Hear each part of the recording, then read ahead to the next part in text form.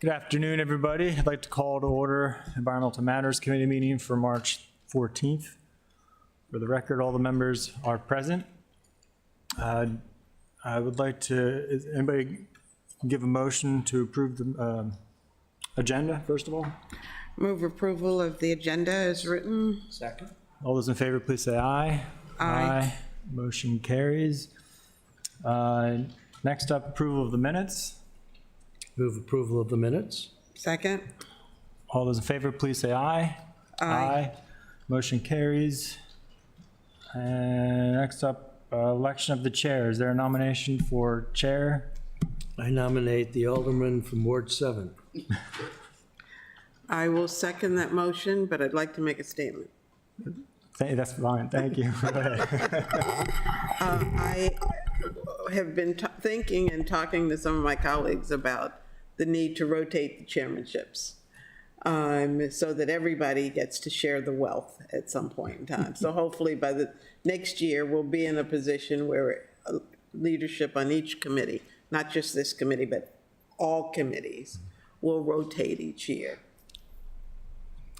I nominate you as chair of the audit committee. All right, all those in favor, please say aye. Aye. Aye, thank you. Next up, we have general discussion. First is ID 4124. I'd like to invite Public Works up to the table. They're giving, so my plan for my colleagues for today, hopefully we can try to keep this to an hour, the discussion on the Watershed Restoration Fund. And then the next hour, plus perhaps, who knows, will be spent on the comprehensive plan. And I can go into more detail when we get to that point. So, and also, for my colleague's sake, I did email Ms. McEwen questions, I think a week or two ago.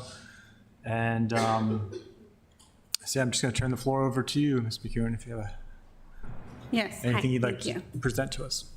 My name is Betsy McKeown. I'm the City of Annapolis Stormwater Program Manager. Jasmine Wilding, Stormwater Engineer supporting Betsy.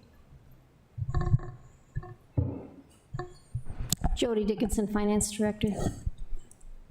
Okay, and yes, as Alderman Savage mentioned, he emailed us a couple weeks ago with questions, so we have some responses prepared to those questions. But first I want to provide an overview of how we typically do our rate studies and the process. So we do rate studies each year for stormwater, water, sewer, and solid waste.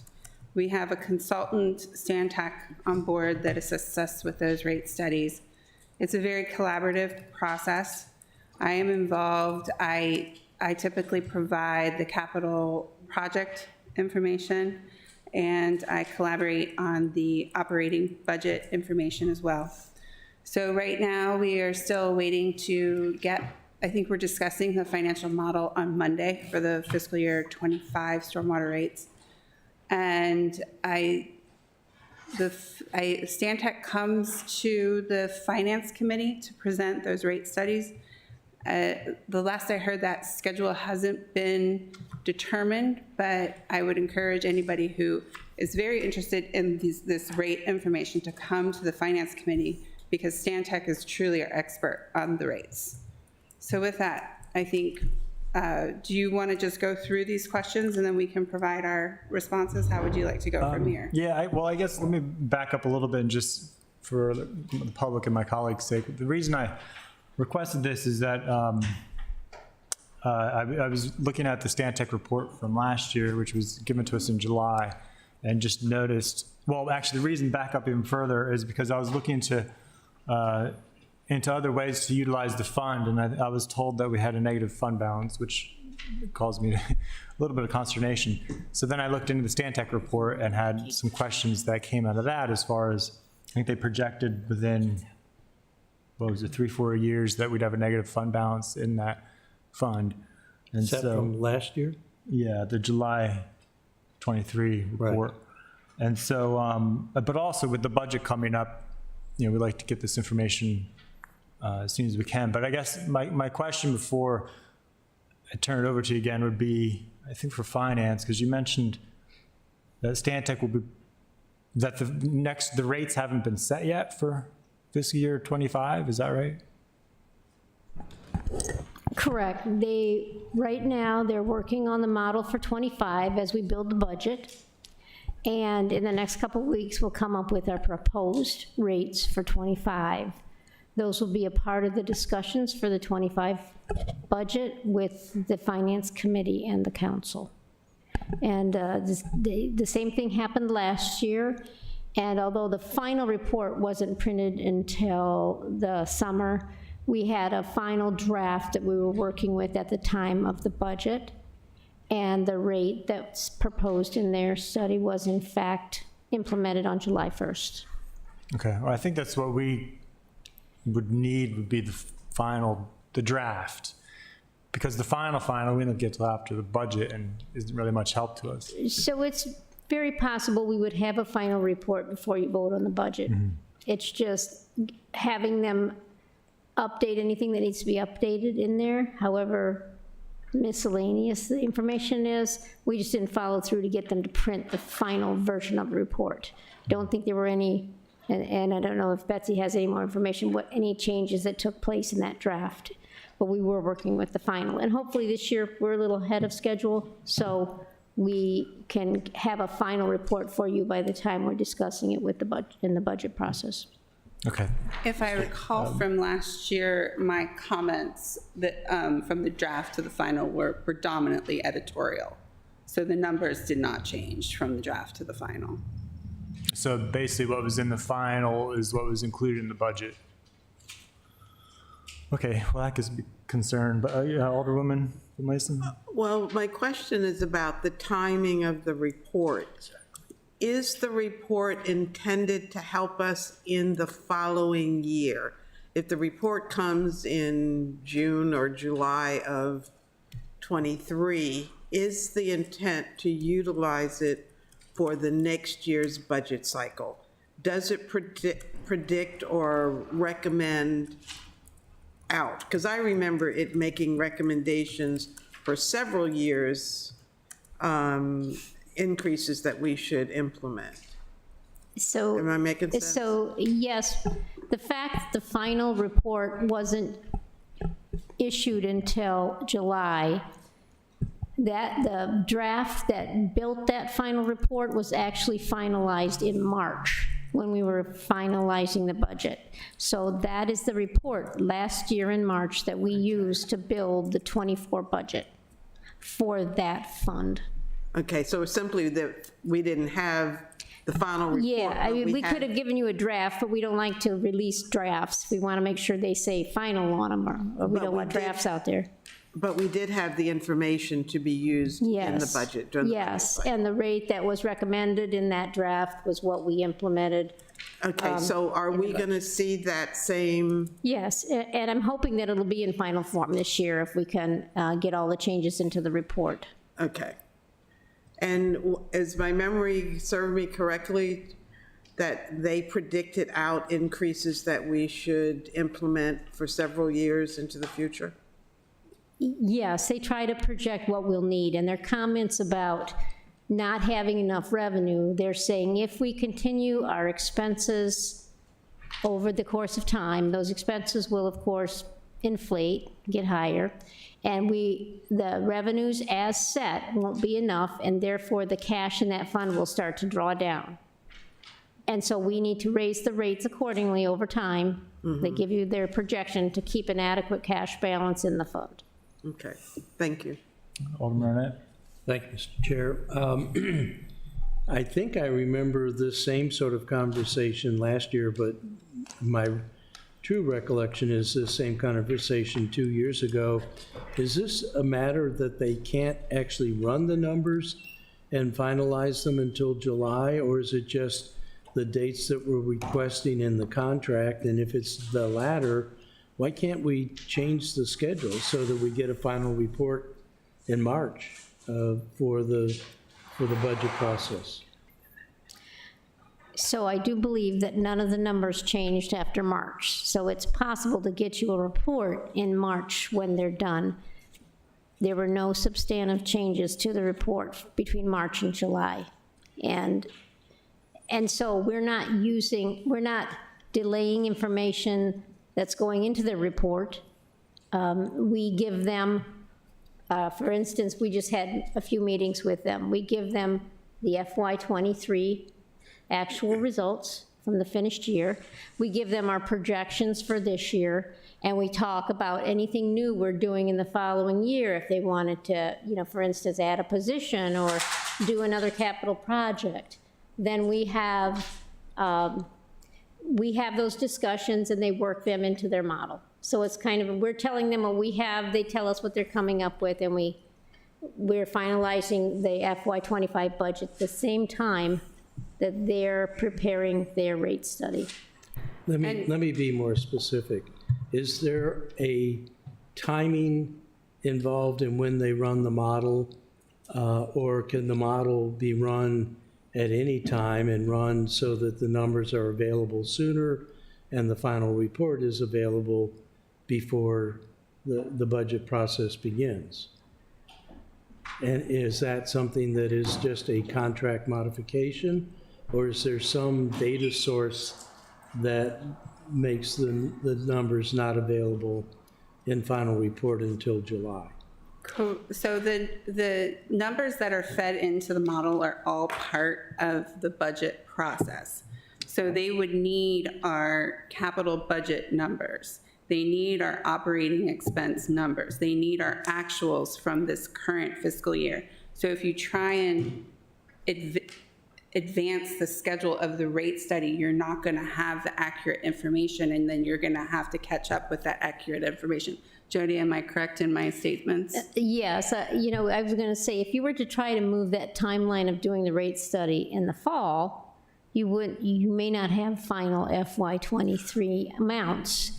And, we're usually wrapping up the numbers by then, but then we don't have any projections for the current year at that time. So, and we haven't started building what we want in the next year's budget yet. So if you get if you get in front of the budget process where we're developing what we want, then they're not going to come up with a rate that's going to cover what we want to do in the budget. But I think the point, maybe we need to have, there's something needs to get changed with the process, because maybe we need an interim draft report that is given to us earlier, because we need something to essentially, even if they're just projections, to help guide us in the budget process. Because frankly, if I would have known that this report says the city's current stormwater fees are not sufficient to meet the funding requirements of the system, and looking at the chart by FY27, and somewhat FY26 would be a negative fund balance, that's, if I'm looking at the right chart. So that wording comes to you in that report before they tell you what they would like to increase the rate by. If you look on page 11, you'll see a chart which says if you implement what we're recommending, these are the cash balances you will have over time. Okay, so the optimized rate is what, Right, and so that first including chart the is budget. saying, if we don't change our rates, this is what's gonna happen.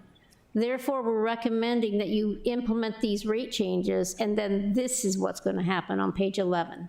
So the way their summary report is written tells you what would happen with no increase first, then what they're recommending, and then shows you what that'll result in. well, that'd still be good to see earlier, because we also have a code requirement that 30 days after the CAFR, we're supposed to get, not necessarily this report, but get a list of certain information, which is usually in this report, as far as how the money's used and that kind of thing, and what the current, So most of the, I did see the levels are. citation for that report. Almost everything that's in there is available, and some of it's directly out of the ACFR that we just completed. So that is available. We were just talking about a method by which we could put all that information in one report for you. okay, good.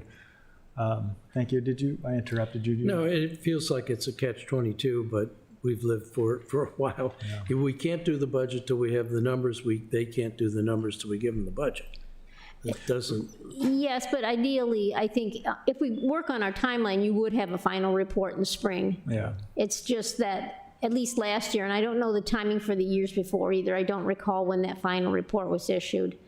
But when the budget process is going on and we have our final draft report from them and we have the recommended rates, we tend to get lost in all the other things we're trying to do. And that final step of, oh, we haven't finalized this report yet, is Yeah. sometimes, falls through the cracks until the dust settles in June. Yeah. Well, I think it'll help us understand your method of thinking as well, as far as what and why the fees are included or proposed to be increased or changed for the budget. During the budget process, we typically have Stantec come to you and talk about the report, at which time they would have had this or a draft of it that they were working from. At that time, if we don't have it to you, you can remind us, give us the final draft that you have, or what you're working from. Hopefully, it'll be in final form. Betsy, do you see any barriers to that? Okay. Because I know at that time, they have all this information in front of Yeah. them, and that's what they're presenting from, so. Okay. So can we, do we want to have, I guess, let us know when they're scheduled to come to the finance committee, or we get asked if they come to this committee, although we have one colleague who's already on the finance. And how the committee would like to handle it.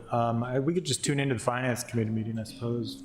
You think we could join in? We typically do all that in finance committee, and if your committee, well, most of your, you'll be there anyways during the finance committee, so you can ask those questions at that time, so we don't have to do a second presentation. Okay. All right, thank you. May I ask? Yeah. I'm sorry, I was talking to Ms. Jackson. Are we adding this, or is this already on the finance committee agenda for next week? The rate, the presentation of the proposed rates are on that schedule. It would be with the DPW budget, I imagine, when we're talking about Public Works budget. they're getting a budget this year? Okay. If they behave themselves. All right, so Okay.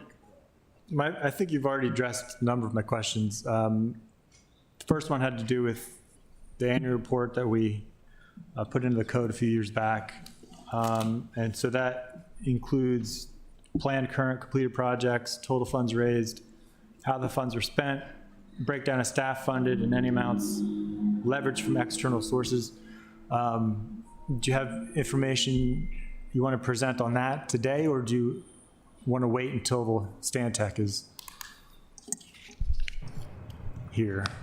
I can possibly talk about some of these things. I was thinking we would just talk about the delivery of that report, which, Yeah, that's fine. I mean, I think if you said, I think you might compile information into a formal report for us, so we can wait for that and go over it at that time. okay, that sounds good That's to me. fine. Okay, and let's see. So, do my colleagues have a copy of the last report? I'm looking at it, but this appears to be FY '20. Am I looking at the wrong report? It says in the title, Annapolis Stormwater Rate Study Report FY '20. Mine says July 14th, 2023. It's online if you want me to send you the link. This is from March 13th. No. February 9th, 2024 is the date of the email. But the report is from May 11, 2020. So is this a different attachment? That's from a few fiscal years ago. I just sent you the most recent. It's the one that's attached to the email from February. Try the other one. That's it. Okay, there are two of them attached, sorry. Okay, well, I think, again, my questions had to do with why there was a negative fund balance, but you already explained the fees were updated to address that. And so the chart, once my colleagues get that report up, I think you said page 11 is what was adopted in the budget. Page 11 of the Stantec Page report. 11 shows a table of the fund balance that will occur, that is projected to occur if we implement the rate changes they're recommending. Their actual recommended rates are on a table on page 10, where it's got their current rate, the 24 rate, the 25 recommended rate. That's the information that's feeding into that bar chart on the next page. Okay, so 7% increase annually. Yes, 7% increase. So currently it's at $24. 2284. I'm sorry, yeah, I checked online, it says 2285. I'm not sure what the penny difference is, but that's the only one that was off. The chart on the internet says 85 cents. Okay. So I'm curious if you have any thoughts on this. One thing I did point out when I was looking at comparing well, I guess let me back up a little bit. So it looks like we did make a transition to the ERU, the equivalent residential unit model, which is where you pick like a standard, it's like an average, right? You pick a typical lot as far as impervious surface and you use that to set units, right? Is there a better way to explain that for my colleagues? That's, No, that's correct. I did pull up that report when we switched to that model, just so that I could refresh my memory. So that would be in one of the earlier reports. Let me see if I can. No, it's the median impervious on a standard single-family home. right, okay. And so for my colleagues, say again, you'll see, this is on table 2-3 on page 10. So your typical ERU would be, for fiscal year 24, $22.84. That's for tier 1, but notice for multifamily residential, they actually would be charged 0.5 ERU, right? So half an ERU.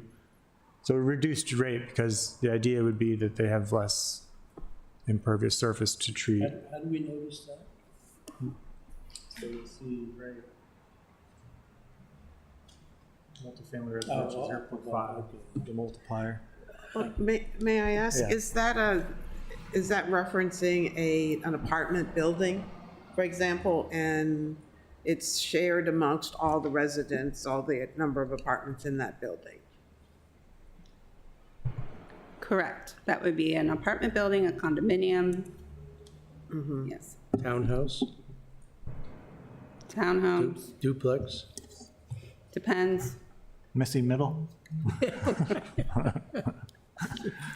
Would it be a duplex? Or is the duplex treated separately? That's a good question. Don't ask me.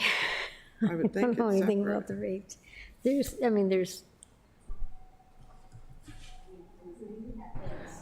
This would, yeah, I think it might be depending on whether or not that duplex has its own water meter. If they share a meter, it's treated as a single, and if they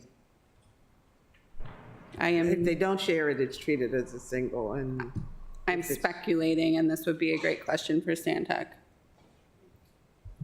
that, and we have to look at a sample property to see how they're treating it in the system. Yes.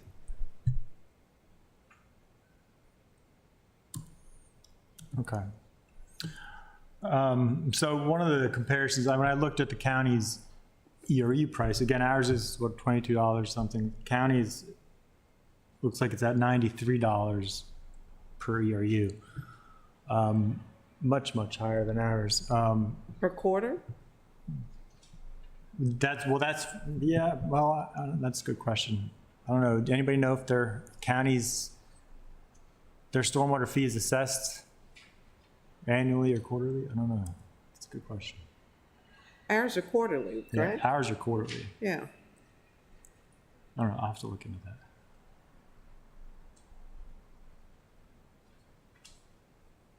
I don't know. It's a good So question. that is a very good question, whether or not that's quarterly versus annual. I know that the county does it differently than us. It's attached to our water utility bill. County is different. It's on your real estate tax, and this is where, yeah, so it might be annual. But I would expect the counties to be higher because of that larger impervious per typical median single-family home. Longer driveways, bigger houses, typically. And it is annual, we just looked it up. Oh, it is annually, okay. So they are a little bit higher, but not by much. Yeah, Because if it's If it's quarterly, annual it versus would be, ours would be $88, yeah, $90. yeah. Oh, I will also ask Stan Tech to look at other jurisdictions just to see how we compare to other jurisdictions so we can have that prepared for you. Okay, great. Good to know. Alderman Arnett? So it's interesting to note that for the non-residential, the first tranche of the tier is 0 to 5,000, which that charge follows exactly the charge for single family, which I think the average single family lot is larger than 6,000 feet, and I think that the typical one in my ward is 6,000 with larger. Is there an implicit assumption in here that non-residential has more impervious surface so that these smaller lots would be basically paying a premium for lot size relative to a single-family lot size? Okay, so first, the tiers are based on square footage of impervious, not the lot size, Okay, okay? so we're apples and oranges when comparing to single family. I mean, the fees are the same throughout all years. But the single family, the ERU is based on percent of impervious. The median value of the impervious acreage of all single-family residential accounts. Okay, so then when you get into commercial, we tier it because, and now we're looking at this year, we're looking at potentially shifting this year. It's one thing that we're working on.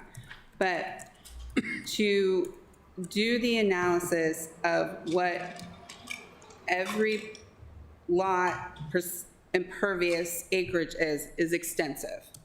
And if you do a quick analysis to determine how much that effort is worth it, it honestly isn't always worth it. And to tier it will often be, and to go the ERU route is typically the most efficient way. Jody, do you have anything else to add to this? Am I stating everything correctly? So I don't have a lot of background in this. So I know that we had it, didn't we have it on ERU at one time, and then we changed it to this tiering? We didn't have it on ERU, and then we did, and now, so we tier the commercial, and we're looking at what it would look like if we charge commercial properties just based on impervious strictly. So we're looking at that right now. Okay. Yeah, that is something I'm contemplating for the budget, is to figure out how to maybe add in a tier in that I want to figure out a way to further incentivize some of these large lots that are grandfathered. You know, they were built before stormwater management regulations. So the giant shopping center, Watergate or whatever, Nautilus, zero Spaco apartments, they have zero stormwater management facility. I mean, they've conveyance, but no management, right? So how do we, in my mind, those lots should be paying more than somebody that already has some kind of stormwater management facility on their property. So how can we either create a new tier to increase the fee on them even more, or maybe tell them, maybe have an escalating fee if they don't add stormwater management by a certain year, then the fee would go up. Anyway, that's some ideas I'll probably be circling back with you at some point. We are looking at improving our credit program. So I think that's how I've been viewing it, is if we can establish this credit program, which we currently have, but maybe we further incentivize stormwater management so that it then can give you a credit on your bill. Yeah, I mean, I don't mind incentives, but I think, we've had that program in place for a while.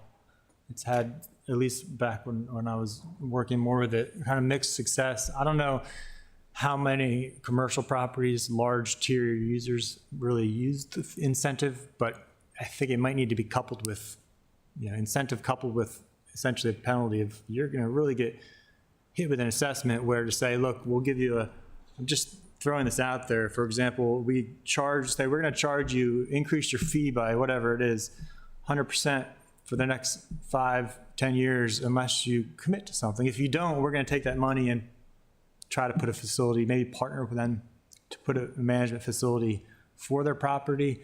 Just trying to think of how do we best get to that outcome, which is getting treatment on those properties. Yeah, I would just caution to, you have to keep in mind that it has to be done from a fair standpoint, right? So, and I think we're doing that by looking at the impervious acreage on each commercial account. Yeah. I don't think you can just unilaterally say if you have a lot of impervious, you have to pay more. I'm not sure. We would have to check. But we do have situations where people we could ask people to do more stormwater treatment. Like you bring up the giant parking lot, for example. I'm pretty sure a nonprofit is going to be getting a grant to do some stormwater treatment on that property. If we established a better incentive program to say, if you want to do more, you'll see an overall benefit. Did you want to add anything else to that? I mean, it sounds like the fees are already going up, so in theory, the incentive will become more appealing. We haven't really advertised it too much because I think we were waiting to be done this. So coupled with our grant opportunities, we could start advertising the incentive program a little more. The other area of caution I want to present is that you have to also consider the properties that do have large impervious areas. A lot of those are schools, places of worship. So it does open up some further conversation because. Yeah, well, I mean, that's what the county has different tiers for schools. We don't have a different subset for schools and churches. The county does.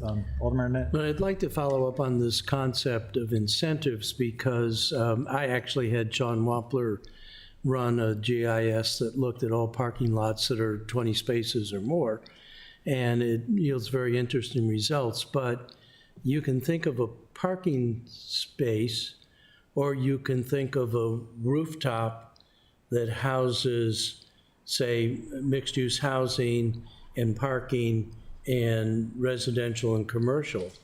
Quite frankly, I'd like to have people that are doing that mixed use get some credit for the fact that they're, for the same amount of impervious space, they're packing in a lot of different uses. And I think we're going to be getting into this in the comp plan, particularly as we get rid of commercial zoning and go to mixed-use zoning. And I think there is a desire, we talked about this at one of the previous Environmental Matters meetings, of trying to minimize the amount of impervious surface that are just parking lots, which is to me the lowest order land use that you could have. Although I don't know how you rate park space or things like that, because it's maybe in terms of tax revenue less productive. So we probably have a U-shaped curve here where parks are valued more than parking lots. But in any event, I think this is a discussion that for the future with Santax and how we do our analysis, but how we're structuring our codes, we want our fees to provide the right incentives or cues for development. And that's going to make this analysis more complicated, but I think will drive policy. So I think this is really a very good discussion that we need to hold on to. And when the comp plan people come up later on, we'll talk to them about the same idea. But I think this is the driving with the right incentives really is something I think we want to do. There's one other thing I would like to mention is that oftentimes the number of parking spaces is required through the site design process, and we've encountered that issue before where we've wanted to look at removing some parking spaces and we couldn't because they needed to meet that minimum number of spaces. Right, yeah, and that's all in a state of flux in how we're dealing with the comp plan, and I think this is actually one of the most exciting issues relative to the comp plan to be talking about here in environmental matters, so. Yeah, I mean, it is interesting when you think about the fee, like you do with the utility, water utility or sewer, it's covering a very specific service. In this case, we're trying to cover specific stormwater service, but also more so the impacts to our waterways, which, again, that's why I'm trying to figure out ways to restructure it where those properties that have essentially more of a negative impact on our watersheds get charged more. Because if you look at just, for example, I'm guessing, correct me if I'm wrong, but something like the CVS, Bay Village, right, across from the Giant, it's a new development, it has stormwater management, but they're paying the same ERU rate as the Giant, who has zero stormwater management. Now, Giant's paying more just because they have more lot, but it would seem to me it should be set up where somebody, and this is, I think, where the incentive comes in, right? Somebody like the CVS who has stormwater management, and granted it was mandatory, but they have it, so they have less of an impact. They should probably be paying less of an ERU than a site like the Giant who doesn't have any management, right?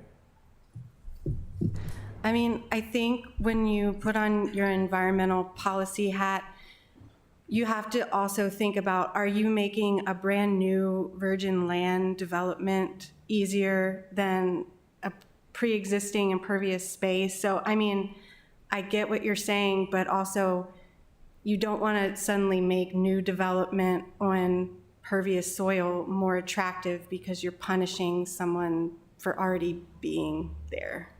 I don't, if that makes sense. It's a good point, except we don't have a lot of farmland left in the city. True, So but most of ours is going to be redevelopment. I mean, theoretically, too, the newer development should have less impervious, Yeah, they're going to be coming in under new rules. right? Yeah.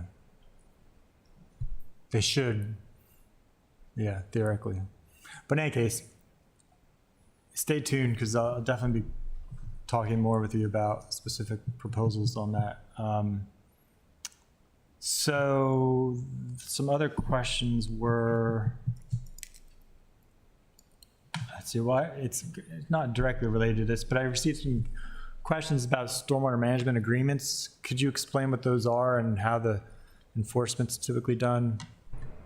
Yes, so anytime someone comes in for a grading permit, through that process, they are required, sometimes, most of the time, required to do stormwater management. We require a stormwater maintenance agreement before the grading permit is issued. Our typical stormwater maintenance agreements say, one, we have to come in and inspect every 3 years. You have to maintain it, and if it's not up to our standards, we can come in, fix it on your dime. And we inspect. We are now going into our 4th year of inspection, so this will be the first time we're returning to properties. So we're tracking all the information that we get from our inspections. We send out letters to the homeowners saying whether or not they need to do maintenance, if it's passed, or if it's failed.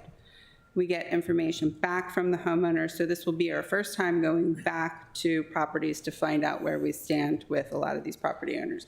There are some that I know have been maintained and repaired. There's one that we had to interject and go and fix it. And we're in the process now of recouping those costs. So yes, we enforce the maintenance agreements. And is that done in-house, or do you have a consultant? It's a combination. The MS4 support team, who was previously Greenvest, is now Biohabitat. So what was happening previously was we were contracted with Greenvest. However, they were essentially a pass-through company, so the people doing most of the work were Biohabitat. So now we are contracting directly with Biohabitats to do that work. Biohabitats does the inspections and all of the notification letters. I am looking at hopefully taking over some of that work over the next 3 years. So I want to try and ramp down the amount of consultant work, because this work is never going away. So I want to try and ramp down the amount of consultant work and start to bring it in-house. And that's a work in progress, but we're doing, I'm moving towards that.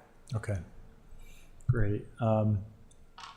And in particular, I heard a concern about Newtown's facilities. So they did not pass their bond inspection.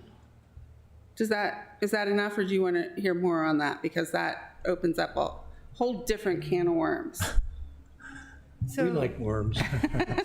So everything Betsy said was accurate, but a little more detail is that when a grading permit is first issued, they are bonded, including their stormwater management facility construction. So we are one part of the bond reduction and release inspection, saying the stormwater was built, we wait a year, and then we say it's good, release the bond. So the responsibility then shifts from the developer to the homeowner or landowner for maintaining the stormwater facility. So until the bond is released, it's still sort of on the developer, which is a different enforcement process that's entirely in-house. Thank you, Ashley Leonard, for her help. And we have been enforcing that recently. We've gotten as-built where we never had them before, and that was like the one thing holding up the bond. And so now Biohabitats can add those into their regime of inspections and move them into the maintenance phase. Okay. And is that, so the developer, who's the company that was the developer there? But my point is, it's not Housing Authority yet, right? Because it hasn't been turned over. Right, correct. It would be the developer. So Jasmine's going to look that up for you. Okay. And I don't think that letter's gone out yet. All right. That's about it. I think my only other question but had to do with an overview of where we are with our WIP targets. Yeah, so and what role Biohabitats is playing in that, I guess. Yeah, so our current restoration requirement is just shy of 300 acres. Our current planned projects exceed the 5.5 acres that are remaining to be treated by 2025. As I mentioned before, Biohabitats is providing the MS4 support services. So they're helping us they'll help us with the annual report, compile all that information for us. They're doing the inspections, and they are also going to help us build a BMP asset management dashboard to help us track our inspection, maintenance, and then enforcement information. Okay, So that's one thing that we're building this year. great. That's good news. So we're ahead of our WIP, and you're still planning on having Biohabitats is going to still continue to do work in excess of our WIP targets, right? It sounds like. So we are meeting our WIP targets a lot of different ways, but a lot of the projects through the Chesapeake Bay Trust grant program are helping us meet those WIP targets. Okay. Was there anything else you would like to respond to that we didn't get to? I don't think so. I also sent you some information about all of the work that we've been doing. I don't know if you had a chance to look at that and if you had any Yeah, questions. do you want to highlight some of that? Well, first of all, does the committee have any questions about Stantec or the fee? No, I do think this was a good discussion as we think forward to the comp plan and things that I'm sure we'll have to pay Santex to think about this some more, but that's inevitably going to happen.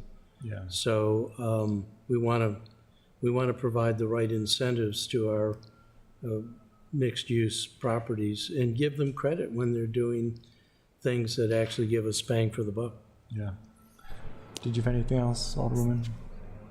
No, I think she was pretty thorough, and I appreciate the Stantec report, and I just hope we use it. Yeah. So thank you. And yeah, do you want to highlight some of the things that you sent me? Sure, we just looked at the bond for Newtown, and it's listed as Newtown 20 LLC. Okay. Okay, so we are also coming to council next week, and we're going to be presenting on all of our capital projects. We'll probably cover some of these next week as well, but we just completed a draft outfall risk assessment. And this is going to be a really exciting tool for us to use. We have a lot of aging outfall infrastructure, and essentially what it will do is help us identify and prioritize outfall repair work, but also stream restoration work. So hopefully we're going to move towards this model of being able to become really efficient with our gray and green infrastructure repair work that we need to do. We also have started the inlet inventory where we have a consultant going around and taking an inventory of all of our inlet grates and structures. So we've started that as well. We are also working on a stream restoration design at Merriman where the sewer failure was. So the design should take about, I think it's about 18 months. So hopefully that project will happen within the next couple of years. And that one was also identified in the outfall risk assessment. So we've also been applying for grants. We've applied for some FEMA and NIFWIF grants. We have not heard from them yet. We've also been coordinating with DNR. We are now moving towards, through the Chesapeake Bay Trust Grant Program, we fund watershed planning and design. So this year, I expect a lot of those projects to come in for construction funding. I'm imagining that the construction funding request is going to far exceed our budget. This is where DNR can come to the table, and hopefully we can leverage some further grant opportunities with DNR. To add to that, I noticed in the rate study that the 300,000 baseline to CB Trust was stagnant. I think the county puts in about $1 million, but I mean, yeah, the request that we got this year is over $2 million. So we're gonna try. They're all fundable projects though. So are we gonna be able to fund half? And there's about 2 design, 3 construction, and then we have our new maintenance track that Betsy may have told you about. But yeah, it would be nice to see that maybe in the Stantec study to go up a little. I don't know. Yeah, we have to talk about that. Yeah, so going back to the maintenance agreements, you know, it's tough to say we're going to come in and fix your failed BMP and then charge you for it, because quite honestly, we just don't have the staff to do that. So this is where I thought of this grant program, and I'm envisioning it's going to be a cost share grant program to say there's also this resource available to you, and I'm anticipating it'll also be a financial component to it. So I've been trying to focus on maintenance a little bit more, because even the maintenance of our own city-owned BMPs need to be addressed, and so we're working on that. We will hopefully have a new CIP to address the green roofs that are at Pitt Moyer and the police station. Jasmine just led a project where she rehabilitated the College Creek wetland, which is by the Park Place Motel by Lowe's Access Road. It hadn't been taken care of for many, many years. So just even getting that wetland back online will give us quite a credit to our permit. So we're taking this larger focus on the maintenance of our own city BMPs. So that's really exciting. Excellent. Any questions about that? Alderman Wright? Not about that, but after you're finished with your reporting, I do have another question to bring up about stormwater, Okay. I do have a question. You have a question too? All right. Did you have anything else you wanted to? One other thing is that we do fund the Watershed Stewards Academy replant program. Okay, good. Yeah. I brought that question up because I noticed the county gave some money towards the stewards for reforestation, tree plantings. Yeah. All right, Alderwoman Finlayson? Yeah, at the beginning, Betsy, Ms. McEwen, you mentioned Newtown LLC. Can you elaborate? I didn't hear anything other than Newtown LLC. Do you know who that is? So the question was brought up as to why the facilities at Newtown were not being maintained. And so that's why I explained that responsibility has not yet transferred from the developer to the property owner. So Newtown 20 LLC is the holder of the bond for the construction of that. So we will be sending them letters saying to follow up, like you haven't addressed these comments, and we'll give them opportunity to fix it.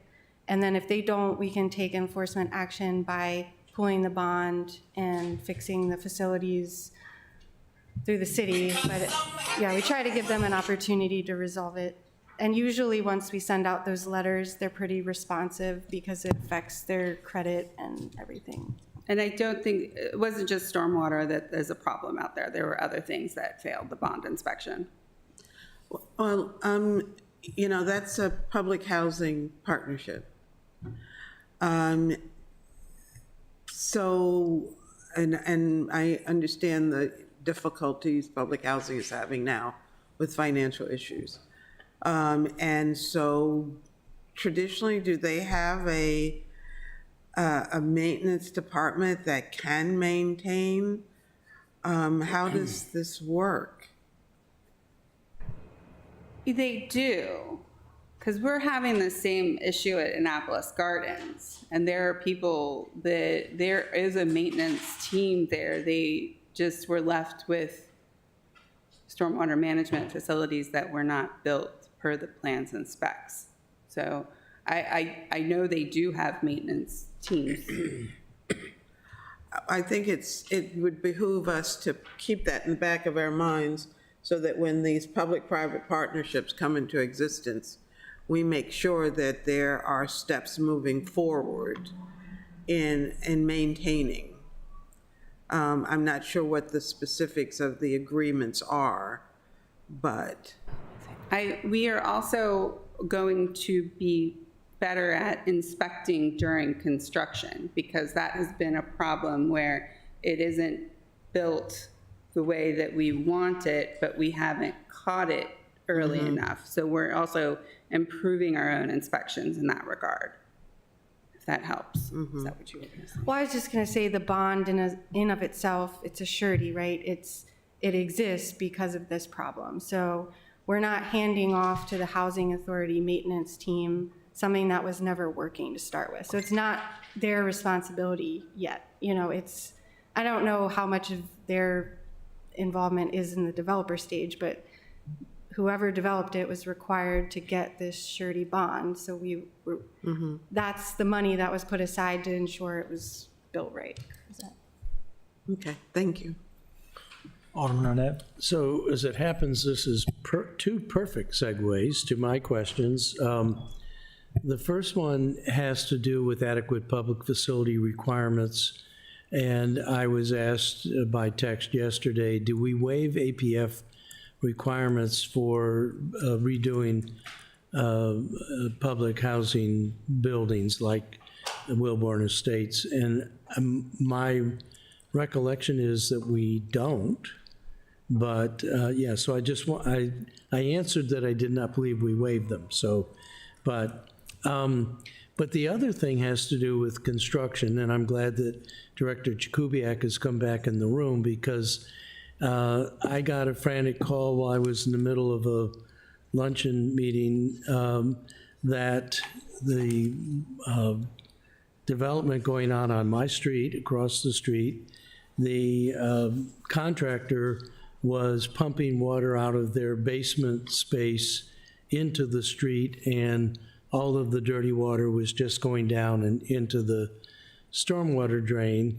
Some of my diligent neighbors started taking photographs, and all of a sudden, bales of hay came out and the water was pumped through the bales of hay. But I would have been hard pressed to tell them, or even for me to call, do we have a facility when we see an ongoing environmental violation? Is there a 911 number that we can call to send somebody right out and get them to properly not pump silt water into the stormwater and into Back Creek? Yes, absolutely, we do. That could be considered an illicit discharge. I believe if it's clean sump water, you can get permission to discharge directly, but if it's silty construction water, no, that's an illicit discharge. And so we have a very established procedure for taking care of. Oh, I know you do, because I talked to my alderman colleague, but when it's going on, who are you going to call? A la Ghostbusters? Is there a hot button number that you can call to? You can Because email idde@annapolis.gov. yeah, see, email. Yeah. I Believe think, it or not, email's pretty instant, because it goes to 10 okay. people at Well, once. get it. I I actually do believe it, because DPW is pretty responsive, but I Bert was, Vogel, Public Works Director. yeah. The numbers, so we have our main Public Works number that you can call during the day, so it's 7997, that's our offices. For other issues during working hours, there's a Wait Public a minute, Works. 7997 is here, isn't it? I could be wrong. Let me use my phone. that's City rather Hall. than my memory. 7949, my mistake. Public Works Services, 7967. Then the after-hours Public Works emergency number, and this is a really important one for everybody, 410-224-2140. So that's the EMS number. No, well, not traditionally EMS, that's just Public Works emergency. Okay. Right, so that generally, somebody who works at the water plant responds to that. They may not be sitting there, but that's a phone number that Okay, so that it's gets forwarded to them. 222?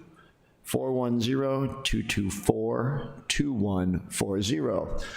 All of these numbers are conveniently located on the Public Works website, Okay. So Well, as well as information about the illicit discharge. I'd do an offer program. though, because I think it'd be much easier just to have, the county just has a 311. You dial 311 and it goes to their, Yeah. I haven't actually tried it, but it's easier for people to remember, right? One number instead of having to, because I've been out before, I've had to go to the city website, find the emergency, which is on your front page, so it's not super hard to find, but it's just not as quick as, It's not as easy. Yes, it's unfortunate that we have I don't know how two much- different reporting systems for even using your phone or a computer to report different issues, depending on what it is. I will say our stormwater team is very responsive. So if you do email us, we will be on top of it right away. Well, the contractor was even more responsive as soon as he saw the cameras. The bales of hay went Right. down. Because our stormwater team is right on it, Right. because they knew they were right behind. Yeah. yeah. Okay, thank you for that. Thank you. All right, and, so regarding the compiled report, when do you think you can get that to us?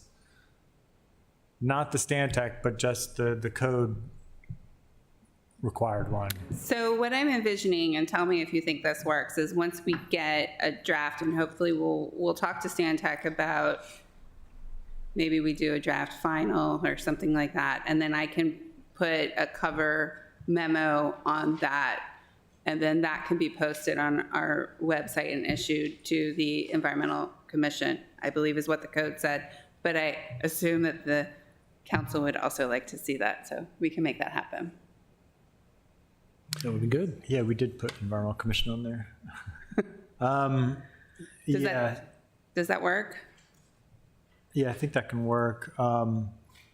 Yeah, as long as we get it before I guess, the end of the budget presentations to finance. Because my point is, I just want to make sure we have that information, so when we're trying to figure out what amendments we might want to propose, we have that, so we can get an idea on if we want to propose any changes to the fund structure or how the money's used.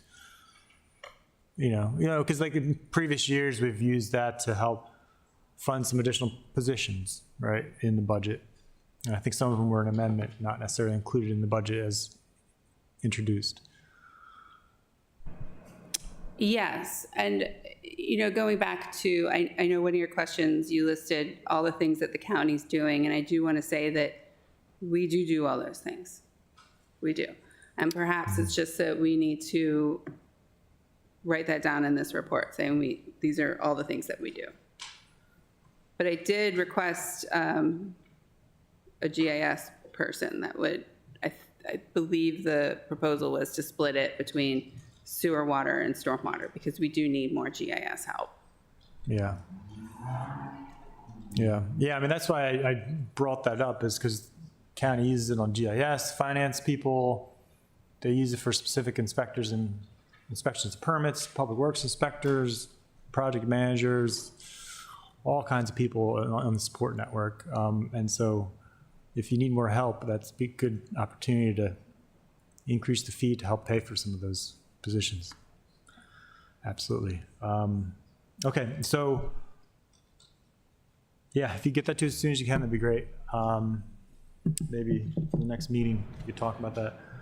I think that's all we have. Did you something? I do, just one closing remark. I heard Betsy talk about the Merriman outfall and the outfall risk assessment, which reminded me that when I was here giving testimony regarding this sanitary sewer overflow into Spa Creek, in that neighborhood, I gave an incomplete answer at that time, which is something about what could we be doing to prevent these kinds of things. Turns out we were already doing probably the most important thing, which is this outfall risk assessment, turning into this design. I was brought in the next day for some remedial training. And I wanted to mention that now. Thank you. Good to hear, and good work. Thank you. I think we're ready to move on to the next ID. Thank you for joining us. ID 4124, Plan and Zoning.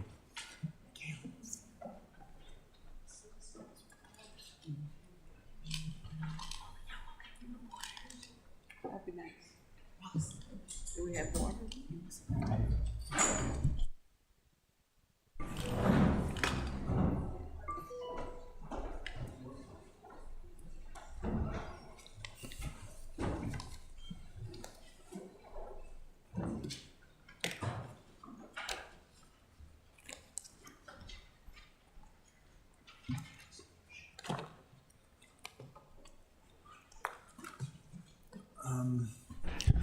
All right, well, thank you all for joining us. We wanted to, so I don't know if you have any remarks you want to open with. My plan was to eventually, after your remarks, is to, if the committee has any kind of large overview questions pertaining to the environmental sections, we could perhaps do that first. And then I'd like to kind of start at the rear end of the report and work forward, because we often work from the front back and we leave out, I think, the water. So I want to start with the water section after that, if that works for the committee. So to kick it off, if department has any opening remarks. Eric Lashinsky, Chief of Comprehensive Planning. Got no real remarks. I just wanted to acknowledge that we all thought the work session with the full council was really productive. We took a lot of notes, and we're planning to assemble a memo that provides some ideas for how to address what we heard in advance of the next full council work session. So good. Hopefully we'll meet somewhere in the middle. No, I think there were a number of very tangible ways I felt we could address the comments. So Good. That was one of our questions. So good. So you'll be putting together a memo for sometime in the next few weeks, you're thinking? probably by the end of next week. End of next week? Okay, great. And that's going to be addressing our comments. Okay. Anything regarding that you want to, what's your general overview as far as your larger approach to, what you're thinking, how are you going to address or go about addressing some of our comments, like in the memo? Is that going to have specific amendments to it, changes, or just responses?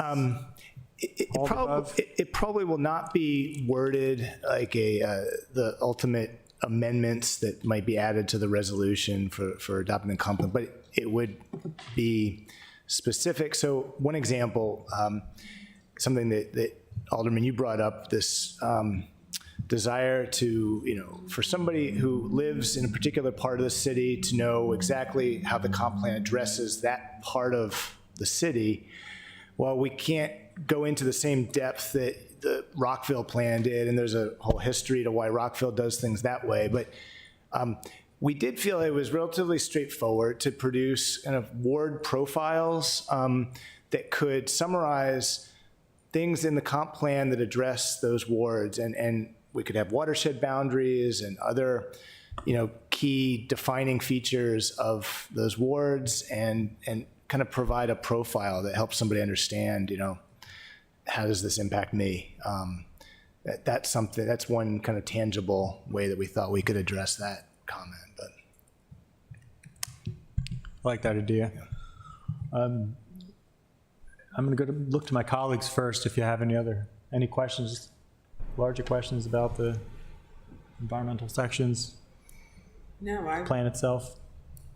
No, I'm just eager to hear how they want to address the concerns they heard at the work session. My hope was that we would be creating some amendments that would help to, I don't want to say fix things because nothing's wrong, but to enhance. make it better. Yeah, so. If I may just build on to Eric's point, so the memo that we're consolidating would include approaches to addressing some things. In some areas, we would actually propose amended language, things that it's clear that there seems to be consensus on, perhaps removing the word code for form-based code. So it's form-based ordinance or form-based standards or some other form-based zoning. And we're drafting text that will address or add to the discussion of senior population. That was a topic that came up. So we want to broaden that topic as well. So there will be text for you to read. And what we want to talk with the mayor about is allowing us to be much more engaged actively in the meeting to help build consensus. To ask you specifically, does the council feel okay with the way that this section is worded as a response to your previous comments? And if so, we're going to check that off and go to the next. And we'll set that aside as we have consensus, and we're going to go to the next level. And hopefully we'll have unanimity on these questions. But we want to really be involved and keep this memo running throughout this, several months of collaboration with you. So that's how we intend to do it. And that the first cut on this series of maps that Eric's described may not be entirely to your liking. So we'll come back at the next meeting, show you, refinements to it until we get everyone on board. So yeah, basically it's leading to a set of amendments and revisions. Some will be easy. Some would be rewording the goal statements to make them clearer. We get your point on that, without a doubt. We've already talked about that, and it's caused some laughter among our group. And like, I can't believe we worded something so complex. Like, we could have been much more simple about things. So we can really. Yeah, we do that too. But yeah. So we're on it, and you'll see these changes that we're proposing to make. yeah, good. Did you have any? Yes, so first of all, as I wrote up my version of what I thought I heard, and I tried to capture all of my colleagues in this, and I captured what you all said too. There's some really macro level kinds of things, and I'll just take an example of one. Director Jakubiak, you brought up that notion of first do no harm. I also discussed it in my comments, and Alderman Schondelmeyer sort of rejoined on that same comment. And when I was writing up these notes, it occurred to me, we don't even have base agreement on who is the patient that we're not going to harm. And so there's a schism amongst the council members about just who it is that we're being responsible to or protecting. And I'm going to be actually, I'm in the midst of writing a paper about that very singular topic. I'm also engaged with our state senator in trying to find out where the 96,000 people that need affordable housing are coming from. And it's interesting, I've been directed to work with someone at MML, but if we're going to increase density, I really want to put a face on who it is that we're doing it for. And again, Alderman Schondelmeyer threw out some numbers in his rejoinder to my comments that 50% of the renters in the city are burdened, and 25% of the owners in the city are burdened. Those are some pretty big numbers. Somewhere around 50% of the people who live in the city are renters.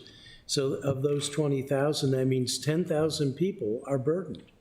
And the other 50%, that means that 5,000 homeowners are burdened. Well, burdened because they're 2% over the 30% of AGI that goes to housing, or they're 20% over the 30% of housing that goes to AGI. That's an important difference. And there's an important difference in terms of what the plan targets for affordable housing. This is general comments on the comp plan, not specific to these, which I do have some, versus what Teresa Wellman submitted.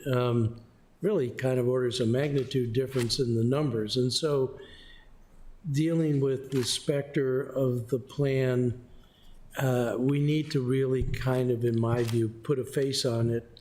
And as you said just a few minutes ago, tell people what that means is happening in their neighborhood, as Alderwoman Pindle Charles in the back is talking about in terms of what it'll do to her constituents. So there's these kind of big macro level things, and then getting more directly to environment and watershed, there's two levels of the comp plan that affect us. One is policy level policy change. And so we've asked for you to identify all those things that you think are policy level, which I feel are in our shared ballpark.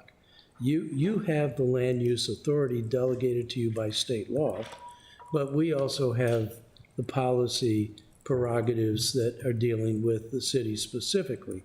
So that seems to me like a way we can narrow down the field of play so that we're not all over the map like we are, like I am, going through with my paper clips on the document and things like that.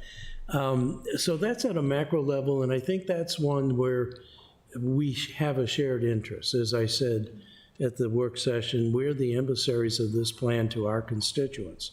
And so we really do need to know it, and it is our responsibility to tell our constituents what they might want to be concerned about, but maybe even more importantly, telling them, don't react to the specter of the roof is caving in kind of thing. It's much more discreet and focused than that. But then there's the other lower level, as Alderman Savage said, which is the actual goals, and for me even more important, the implementation steps to accomplish those goals. And I gave that example of housing equity, where I don't think we're giving very specific action plans. But here's another part of my life is I'm working with the assistant city manager on the department's performance measures. And we're trying to take the things that came out of the joint session we had with the council and the department heads, and those action steps, and trying to match them to the 7 strategic goals, and then trying to assign them to departments. And this is, I think, going to be really fascinating, colleagues, because Vicki and I are thinking about how these action steps overlay with the performance measures. And I think when we get that overlay done, it is going to add a lot of clarity to what we want to do in the future, what our direction is. And so I think a lot of really good things that happen to be coalescing at the same time. So in terms of things, I do have specific things, and I largely subscribe to a lot of what Chairman Savage submitted as comments on the goals and action steps from the last time. And that really does speak to the, simplifying it, as Alderwoman O'Neill said. But also, for me, a lot of the action steps, I would say, to my mind, more than 70% of the action steps are aspirational, not actionable. And I get the aspiration, that should be up in the goal, and then the guts. For me, the action steps ought to be thing 1, thing 2, thing 3, that this group is going to do or that group's going to do to bring the comp plan into a reality. This is a much more, and it's credit to you, Eric, a much more robust plan in terms of taking verbiage and translating it into action. But every good deed comes with punishment because now we have a taste for it. And it really is a roadmap. It's for the next council, this is a legacy that we could be leaving them on 2 fronts, the comp plan front, but also the performance measure front. And I believe the performance measures are also important for the other thing that will soon be taking our time up, which is the budget. So I will return to the chair's question. The thing that comes to my mind is that we as a council ought to coalesce our comments. We can give them to you individually, but I think that puts you in the position of, yeah, but that's not what Alderman Gay said. So how do we deal with this? So I do like this idea of the committees do have more specifically focused, finite things, and we can come up with things that are germane to the Environmental Committee and to the Rules Committee on Friday. But I kind of like this idea that we ought to be coming to a conclusion that amendments or changes that we're proposing are something that a majority, hopefully a supermajority of us, would support. Otherwise, we're going to drive you crazy. So I think my sense is we can go along with committee. And by the way, I think you've already seen that you shouldn't show up at the beginning of the committee meeting because we don't get to the end. So we will be doing this again at Rules. But we have short-term rentals on the agenda for Rules, so I'm not sure how much time we'll have on a Friday afternoon to get to the comp plan. But the general agreement, and I had it talking with you after our work session, is I think everyone was kind of surprised that some really good things, serious things came out of that, and they're at 2 different levels, the micro level and the macro level. And I think we're grappling, and we were talking about before this meeting started, how do we make this efficient so that we can get our responses in to you, but not have everybody chasing their tail. So I do want to subscribe to some of the specific wording changes that the chair proposed earlier on and submitted as comments. I think one of the things for this committee to do is to take another look at that. So maybe you could send them to us. I think I had some additions that I wanted to make. That's kind of the micro level, and that the committee then can pass that on to the committee as a whole.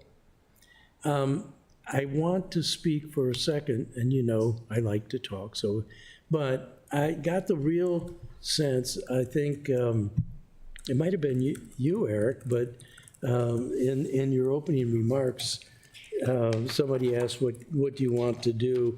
And I think your first, no, it must have been Alex. It must have been Alex who said, we want you to approve the plan.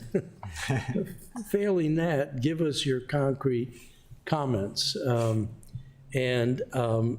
So I want to sort of test our expectations about how quickly this is going to happen.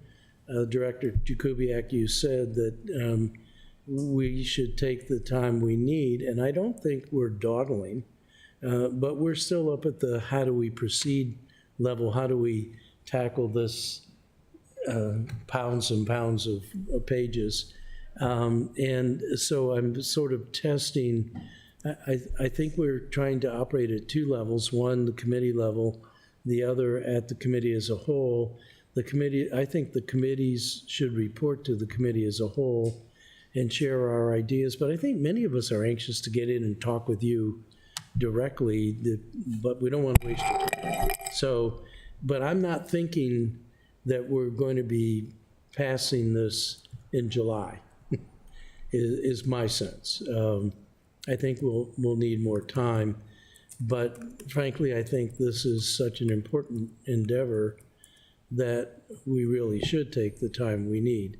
I think this council is in many ways much more serious about the comp plan than the council that Sheila and I were on back in 2010.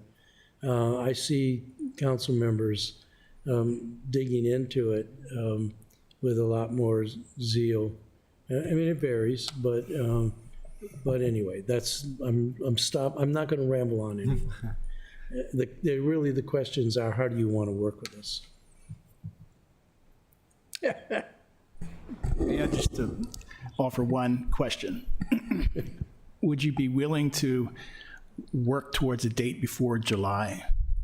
A date before July? Yeah. If we can make these work sessions effective and stay focused on the plan and give everyone a chance to offer comments and then move to the next issue. So I can only answer for myself, Yeah. and that is that on the 8th of April, we get the budget. We heard from the finance director at the Financial Advisory Commission this morning. I'm feeling pretty comfortable about where I think the budget is. I think we've gotten some increases in the property tax. I think they're doing some other things that I feel comfortable about, but I've put in a lot of hours on this since the meeting, and I plan to put in the same level of effort on the budget. And my sense is we'll finish the budget second week in June. That's awfully hard on that deadline to get into the comp plan.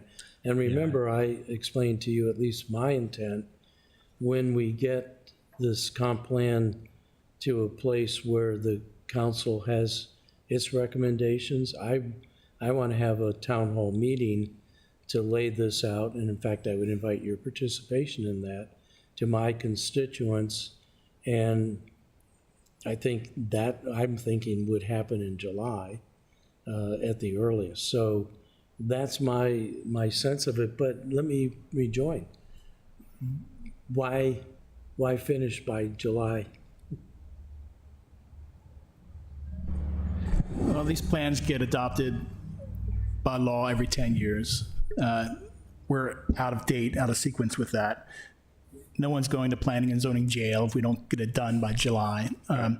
But we do like to keep on a track. We have some momentum, and it seems like we have everyone's attention.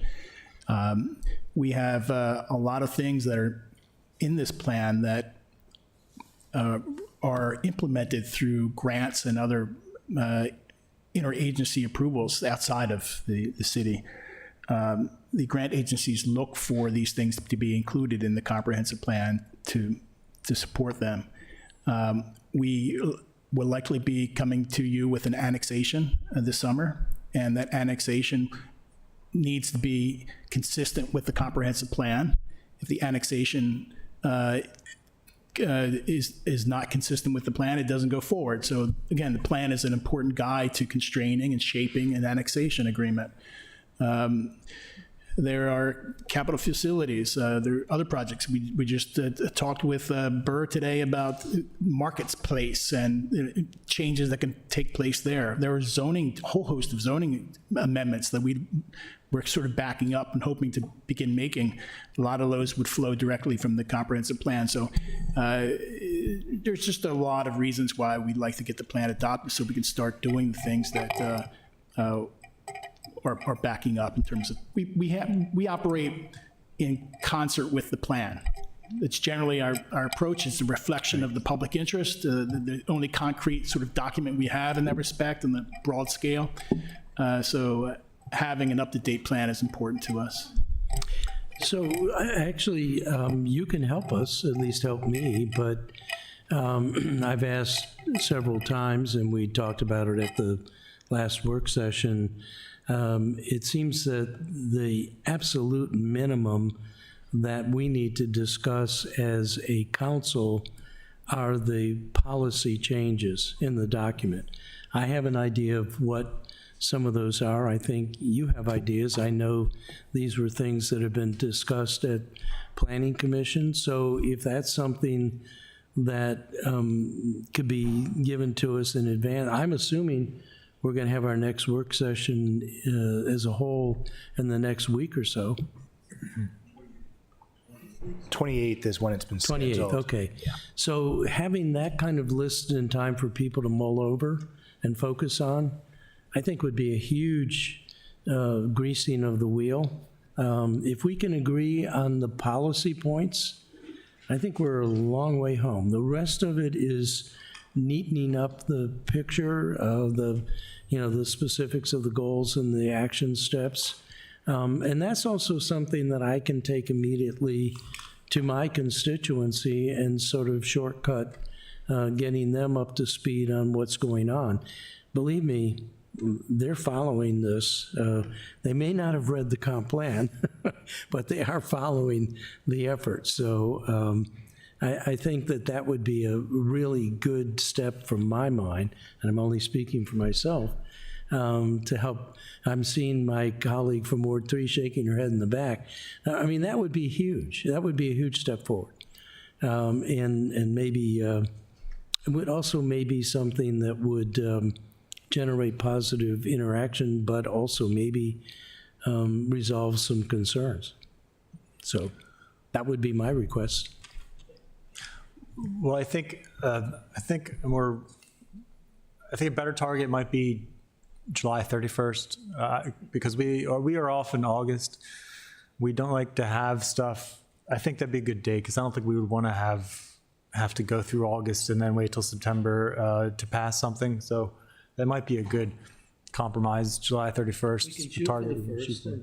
Well, that's, but, and quickly on the annexation, we need to talk after this. We've got a meeting on the 20th that you may want to join about an annexation. So as far as some big picture issues that I wanted to highlight, so first of all, I guess to the studio, to Maddie, could you put up that graphic I sent you? Because then, so this I think came from, it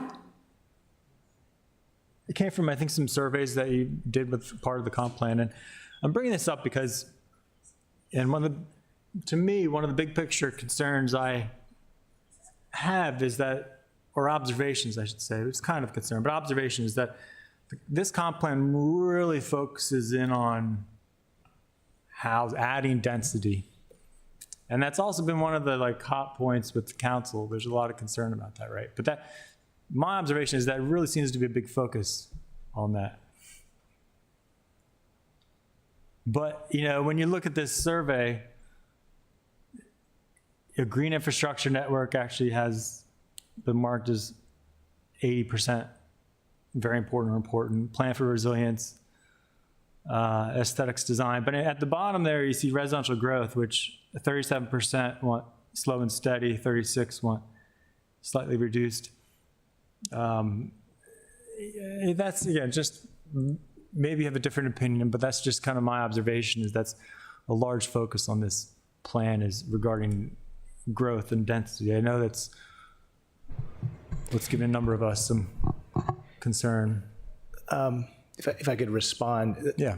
The emphasis is really on strategic growth and being very deliberate about where it should happen. It's not, the plan doesn't encourage more development. It doesn't really, moderate growth is in the plan. That's really what we anticipate, moderate, very modest growth. There's nothing in the plan that's saying we're going to see an explosion of new development in the city. I mean, it's really, that, I think, I'm not sure where it comes from, to be honest, but there's a huge emphasis on the green infrastructure network and a huge emphasis on resilience. And to the degree that those things relate to development, it's about, there's an emphasis on upgrading sites that have no stormwater management today, that have limited ecological value. It could have that. You know, it's seeing the potential in infill development where it makes sense, but there's tremendous emphasis on maintaining the character of the city today. That's throughout the plan. Performance measures and standards in the land use chapter on mixed-use development that put a lot of emphasis on responsible and high-quality development. Maybe it's just that it mentions development at all. I don't know. In the municipal growth chapter, I mean, we try to define what growth means in a way that's beyond just new building, but it's people and new businesses and Well, I mean, so, you specifically, you spend a lot of time talking about the need to increase the amount of housing in the city, the missing middle, affordability, and I think you even have a target in there of what, 700? Around 700. 700 new units, I think, by Over 20 years. Over 20 years. So I mean, that's the, and I think you have changed this, but some of the language was more controversial, which you did change as far as really pushing for some of the, aggressive action against residential zoning, single-family zoning. I told you early on, I think everybody will support you on mixed use, and even increasing some of the missing middle. But I'm bringing this up because there's also issues with the state trying to force this on us as well, as far as density increases that are beyond what we may even have in our comp plan or in our local zoning, which does have me fired up. But I also sent an observation in the paper today, the Capitol, which they indicated a 0.2% population growth for Anne Arundel County. 0.2% increase, and that works out to be roughly 1,186 people for the entire county. So I guess that's one of my questions. Like, are we facing because I hear all this talk about housing crisis. Is it a crisis of housing supply, or is it a crisis of housing affordability? Because the latter I'm really much more concerned about, but I don't think we can solve that just by increasing supply. We've seen in some larger jurisdictions like Minneapolis with mixed success, right? Or potential success. But can we do that in Annapolis, right?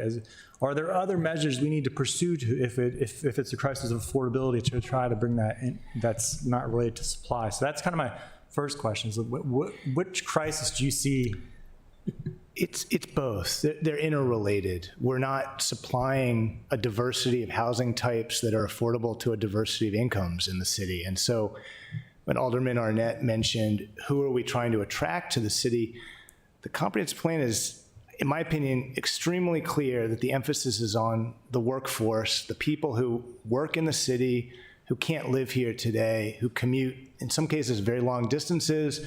They add traffic to the roadways. They live unhealthy lifestyles because of their commuting habits. They're not serving the communities where they live. those are the demographics that we would prefer to have here. And there's just a lot of overlapping benefits when people can live close to where they work and benefit the city. So I think we're very clear about that. And the problem with the supply and not getting the range of housing types, it does fall back on our zoning regulations. And, we go to kind of great lengths to explain that a lot of the housing types that historically define the city are illegal today in the city, just basically duplexes and triplexes, not enormous apartment buildings, but just modest, small apartment buildings are not permitted in most of the city today. So those are the kind of housing types that we would like to see where it makes sense, but again, there's no zoning changes proposed in the comprehensive plan, just a strategy. And so that's we certainly need to do more study on where any changes would happen.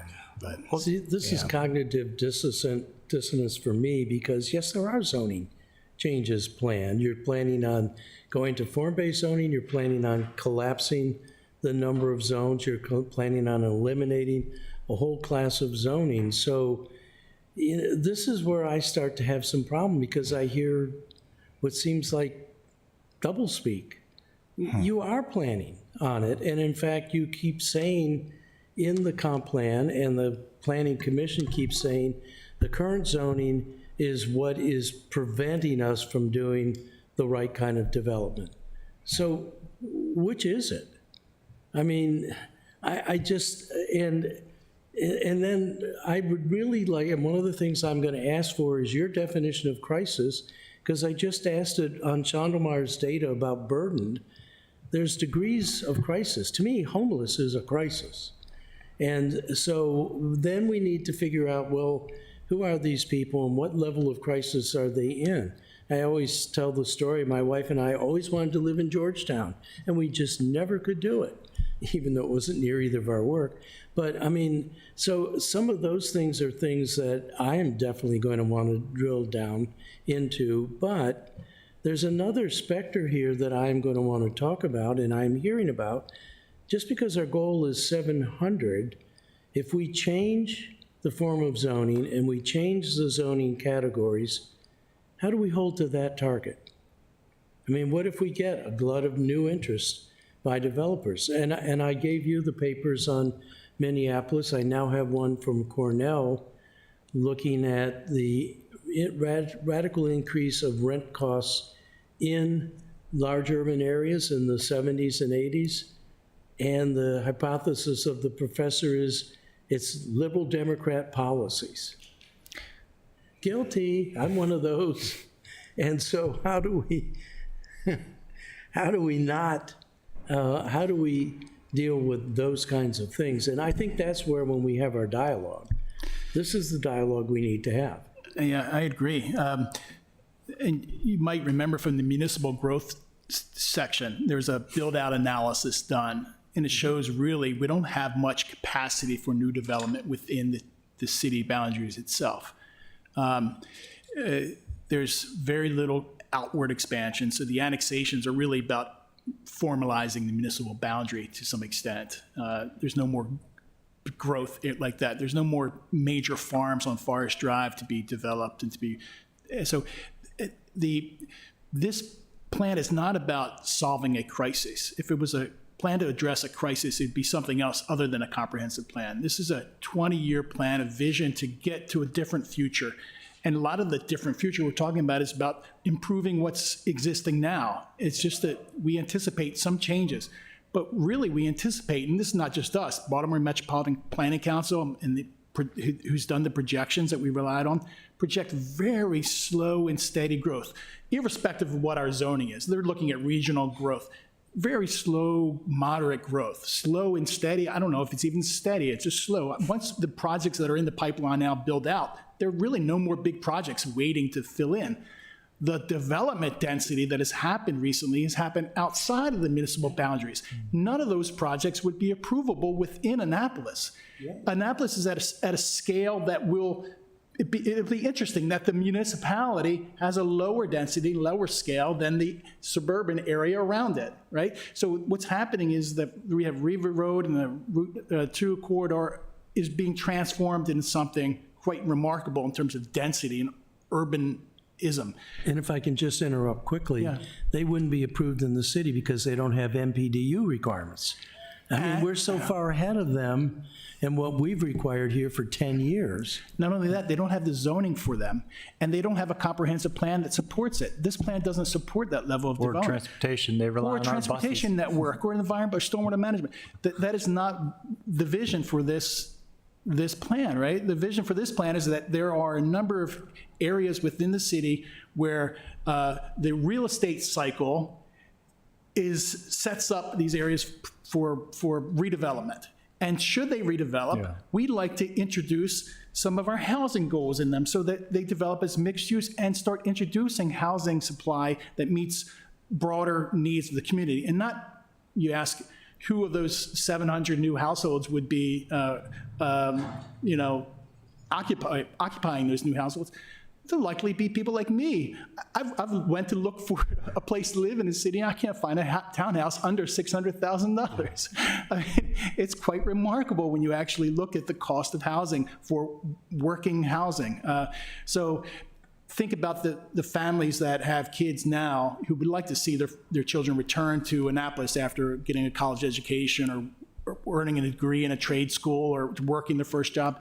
Right now, that's practically speaking, it's extremely difficult. They're more apt to live in an apartment on River Road than in a nice bungalow duplex somewhere in Annapolis. And that's kind of where we like to have them, in Annapolis. So that's what this plan imagines, a future that is a lot like it exists today, but some infill development on the major corridors like West and Forest Drive begin to redevelop in places that are walkable, spirited, vibrant, interesting, and by the way, they meet some housing goals of ours along the way. Yeah, so that all makes sense, what you said, right? Maybe just, so I want to move on because my point wasn't necessarily to have this conversation. I think we need to have this conversation as a council at the work session as far as some of our, because that I think makes sense, and maybe we just need to emphasize that more in the plan. My point in bringing up that the graphic there is just to emphasize how much residents care locally about the environment, right? As far as planning for resilience and green infrastructure, it's way up there. And I do think the plan does a really good job with that. But that's what I want to dig into a bit more. So one of the things I like, which you did take to heart, which we mentioned, whatever it was now, 3 years ago, the environmental enhancement areas. But my one comment on that, and those areas, I think, which you described in the plan, are areas where we hope to provide enhancement as far as open space, green space, but the aspect I want to make sure gets reinserted into that, which I saw was removed, or not, maybe not removed, but wasn't included in the descriptor and some of the goals, is the stormwater component. Because one of the original concepts I had for that would be, again, looking at something like the giant shopping center, which I like to pick on, is, for example, putting in the part of the parking lot, for example, could be a environmental enhancement area where not necessary for open space, but for stormwater management. I'm hoping that can be used as a tool to get some of these older sites that we mentioned with the previous topic that don't have stormwater management, to get that added. So in my mind, I would like to see that expanded. Because as an example, there are two, you do have, I think 2 pages that are dealing with some of the, I forget what you called them, but the growth areas or redevelopment opportunity areas. They list all throughout the city, like WNAV. And if so, in my ward, you had both Hillsmere Shopping Center and the Bay Ridge Forest. And I think those descriptions would be a good place to emphasize the environmental enhancement opportunities, right, for those areas. To operationalize that, you mean that you'd like to see that the linkage to the discussion of environmental enhancement areas in those in the land use section where we talk about these large infill sites. So that's Yeah. part of the element of the rebuild of these areas. Because I get, like, ideally, and I agree with you on this, ideally, I would want to see sites like that, and we have them all over the city, right?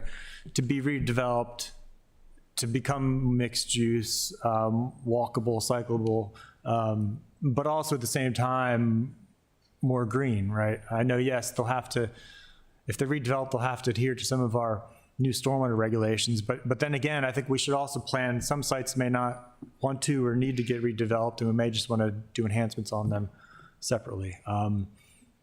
Yeah, that's kind of my thinking on that.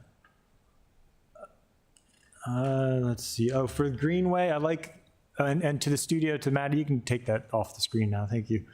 I like the Greenway emphasis. You've really incorporated what the Conservancy Board put together.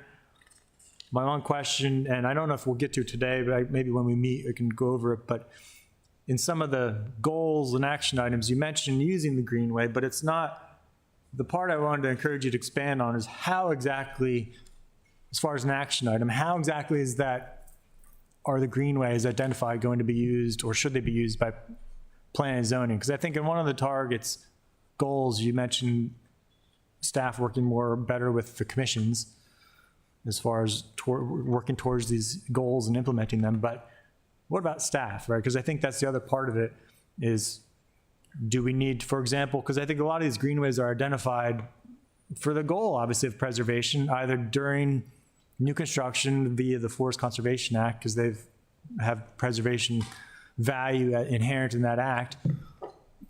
Also critical area, but beyond just new construction, you know, how are we going to preserve those on a developed lot that's not going to be redeveloped anytime soon? That's kind of, I think, could use some more brainstorming, fleshing out as far as how that might occur. Could I Yeah. interject something Yeah. here? So I was frantically trying to find in here greenways. What would really be helpful, because greenway is defined, is after it, if you could have pages where we can go find greenway. Or just Like an an index kind of index in thing? the back, maybe, or yeah, kind of conventional index, maybe. Is there one in there? There's not. That's a good suggestion. Yeah. And that would particularly, I mean, I'm more and more trying to look at this online, which is pretty bulky, but, and so it's easier to do a search online, but just to be able to navigate through here, just citing where these definitions show up in the plan, or an index, if you will, but it seems like there's an economy to put it right with the definitions, but that's just a thought, because I couldn't flip quickly to Greenway. And I do like the Greenway space. I like the trail space. I like a lot of the things that we're talking about in the plan. And related to the Greenway conversation, I think a number of your, and I think I mentioned this before to Mr. Lashinsky, but as far as like a number of the action items are focused on new development, right? And I think a component of those should be expanded to existing. How can we incentivize or require existing? Because like, I think like the director said, we're not going to have all that much new development. We will have some infill and have an opportunity through that, but how can we get existing? For example, it could be canopy expansion, stormwater improvement, renewable energy production, those kind of things. Or even cycling. You know, we have a number of businesses who, how can we get them to incentivize them to really make a shift to either allow us to And put that infrastructure or them put it in themselves? That should be done in the section that talks about complete streets. And at the work session, I pointed out the fact that in Lower Eastport, we have been promised complete streets when BG&E and the pipe work started, and now, no, we're not gonna do it. And to me, bicycle paths is a part of complete street planning. And so we have these action steps here, but I think they have to be brought to the department head saying, you know, when you're doing this, you have this opportunity right now on Peninsula Eastport to do something about making bicycle paths like they've done such a good job of in DC and are starting to do in Baltimore too. This is the time when you're digging up all the infrastructure to make that a classic example of what a complete street should look like. And yes, guess what it's gonna do? It's gonna impinge on some parking, and there's gonna be screaming and hollering. But if we really are gonna be doing these overarching things about mobility, getting people out of their car, I wouldn't ride a bicycle in Annapolis to save my life. I know Rob does, he's more risk adverse than me, and I wouldn't even do it in Peninsular Eastport. But if we design the streets while we have it broken up, this is the time to put in complete streets, and it could be a shining example of, just like we did in Lower Eastport, this is what we want to have throughout the rest of the city in this complex. And I know it's well underway, but it just gets me that Mr. Mead is not touching Mr. Potato when we talk about these kind of planning things, and then we actually talk about public works implementation.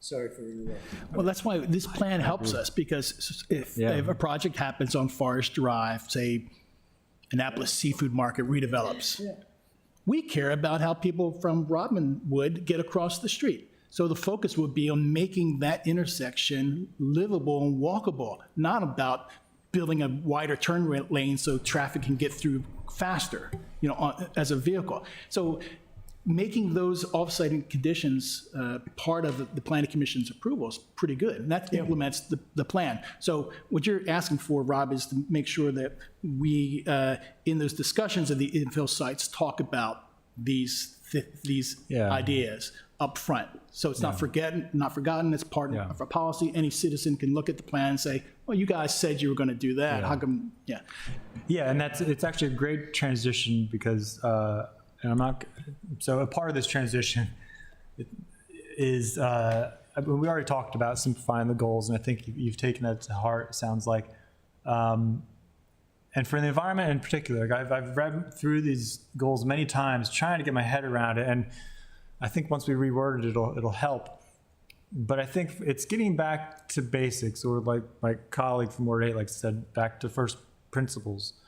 And so as a part of that, I think it'll help offer more clarity to anybody reading it, including other departments. But the one that I want to start on in reverse order is at the back of the comp plan, which would be WR5 and WR4. Because I think in many ways they're kind of good examples of both of those. So, and no offense to Public Works, but these do definitely seem like they were written by Public Works, right? So when you're looking at WR5, it says DPW. It's pretty much, that 5 is wastewater infrastructure. What page, Rob? That'd be page 360. Or 128 in supplement. Oh, yeah, or 128 in the executive summary. So WR4 is high quality drinking water, right? And so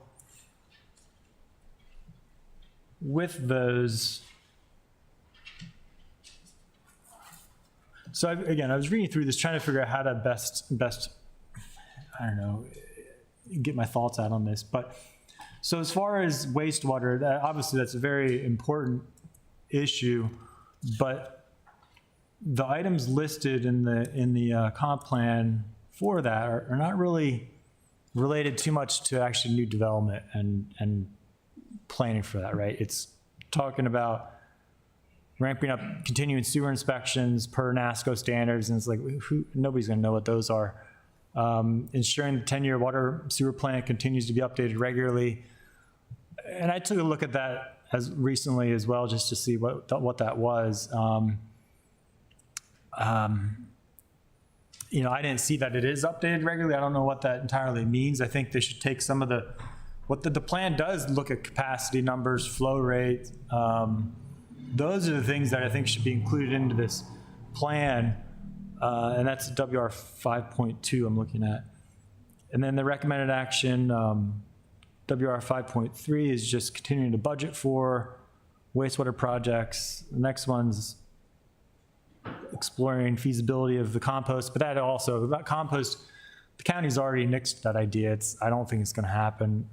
Ms. Scott could probably correct me if I'm wrong, but I think the county determined they didn't want to pursue it. It wasn't feasible to do, so. Jen Eagle, Deputy City Manager for Resilience and Sustainability. The county at this time is not interested in pursuing a composting facility with the city because it has contracts with other facilities where it's taking its refuse. And the city needs that waste stream to make it feasible for the city to have a composting facility. We need to combine our waste stream with the county. And Marcia Patrick and the Department of Public Works continues to pursue follow what the county is doing, but at this time, the county is not interested in pursuing this option with the city. Okay.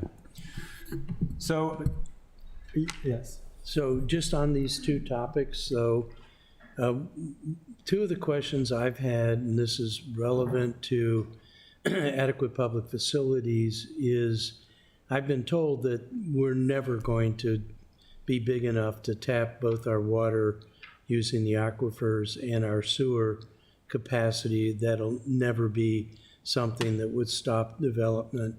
But I am concerned, and I've been assured, once again, we don't pull out of the aquifers enough to make a difference, but there's two aquifer concerns. One is pulling them down faster than there could be replenished, but the other one is fracking migrating down from Pennsylvania into our aquifers.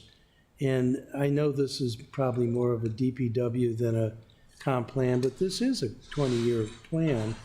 And so I guess I'm trying to figure out, when we're talking about water quality and these kinds of things, how do we think about that? Maybe that's when we get the overlay between the performance measures and this plan, but those are things that I worry about, maybe because I just don't have enough to bother me. But I mean, the fracking one, when you see those horror stories about people in central Pennsylvania, and I'm thinking, oh my God, is it coming our way? That's a long-term planning consideration. Barbara says it's not, so. Okay. Well, never mind. We're just going to lose the aquifers because they're going down and they may become have a higher salt content. Well, that's true. yeah. Well, so Saltwater infiltration. So those are some of the, so going back, I do want to get into some of the groundwater, but for wastewater in particular, just as, and again, I know I'm picking on this one in particular, but performance measure 1, complete baseline inspection of all city sewer per National Association. That sounds like more baseline inspection. That's not really, I mean, that's a one-time achievement. It's not necessarily a performance measure that we can look at. Are we continually meeting this target? We could have something in there instead. What about the number of annual inspections that are performed? Performance measure 2 talks about identified sewer replacement or relining projects. That's just very wordy for, it should just be identified replacement lining projects.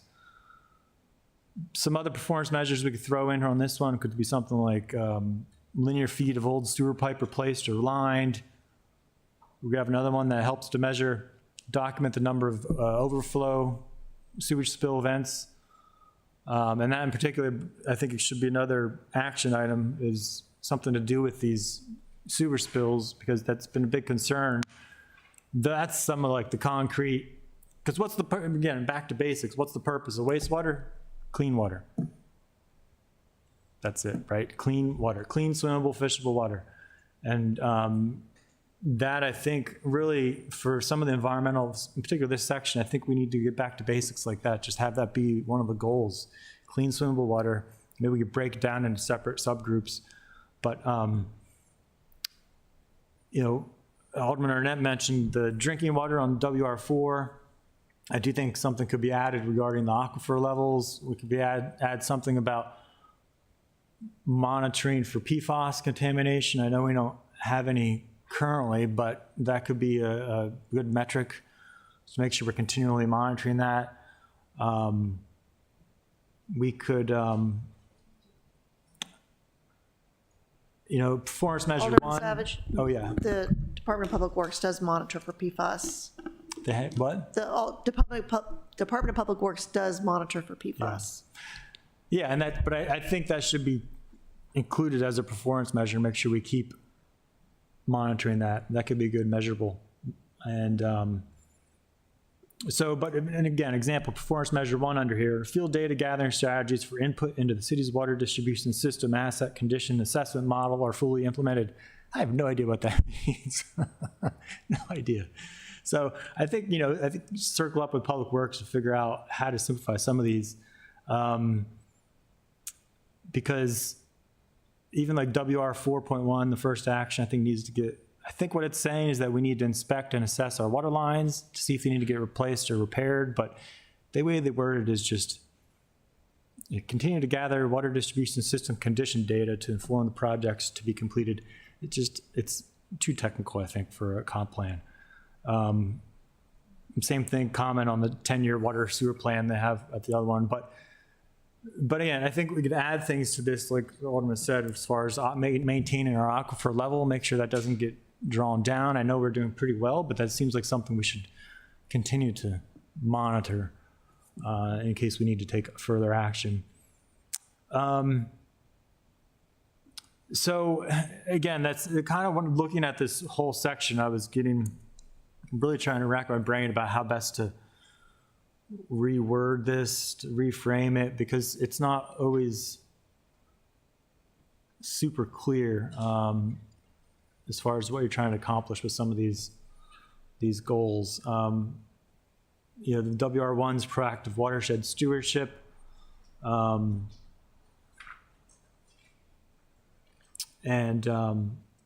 think I get where you're going with that, is trying to get the public, and including also, I think, staff, more, adhering to following more of a proactive consciousness about watersheds and what it's going to take to continue to improve them. So, I have a lot of comments, specific comments on some of these. I don't want to take the whole committee up, but again, I think these comments also could apply to the environmental section, which is just getting back to some of the basics. There isn't too much in here about clean air. Just have a goal for increasing tree canopy, right? Have a goal in there for again, clean air, clean water, noise reduction also be a good thing. That's what people are really going to be concerned about and related about for environment. If you look at ES4, page 329, that deals with food. It's kind of odd to have that placed, in my mind anyway, in the environmental section. The resilience definition is kind of getting away from climate resilience, is my observation. In some places you do mention food resilience, but the original intention of resilience is really climate and sea level rise. That's what, for example, the focus of our resilience authority is on, and our deputy city manager for resilience is on the climate aspect.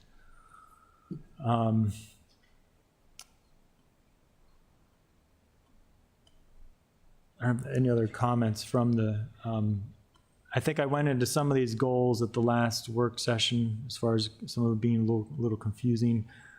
I don't really think we necessarily need a biodiversity goal.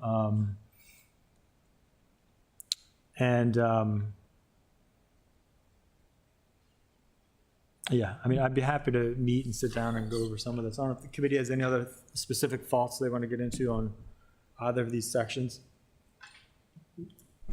To be honest, I've been relying on you, but I would ask you, how much of that would you want to drop into this summary of the things we said? Because I left your specific comments from the work session just with a what Rob says, ... kind of Well, thing. I can certainly email this to everybody. but it's really coming back to I'm trying to get this back to basics and simplified. Because for the environment, for watershed restoration, that's like WR3, it kind of groups in ecological, cultural, but for true watershed restoration, there are three main things you do, right? One is increase green space, forest. That's why forest is the highest land value in the Chesapeake debate, the water quality model. 2 is increase stormwater management, which reducing impervious surface. And the third thing is doing the actual physical restorations. And so, I don't know, I'll be frank, I mean, I'm having some trouble just even framing how best to frame this.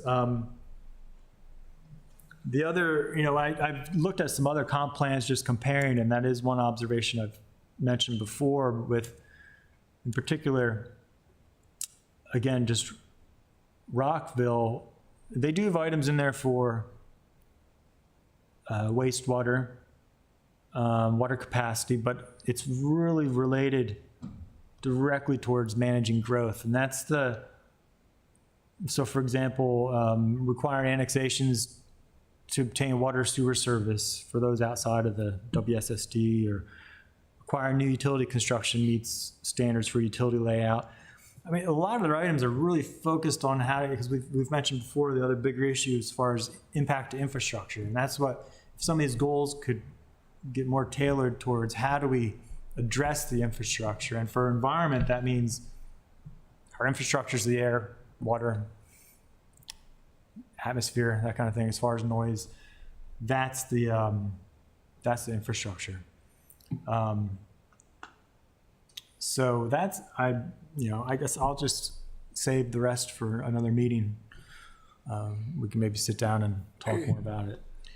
But can I question that? And I'm trying to think about the urging to get this done sooner rather than later, and how we do it. So we've taken up a lot of time at this meeting talking about the comp plan, and as you know, I largely both subscribe but rely on you for the clarification of the specific steps, both what needs to be made clearer, but also what doesn't need to be in there and what might want to be in there.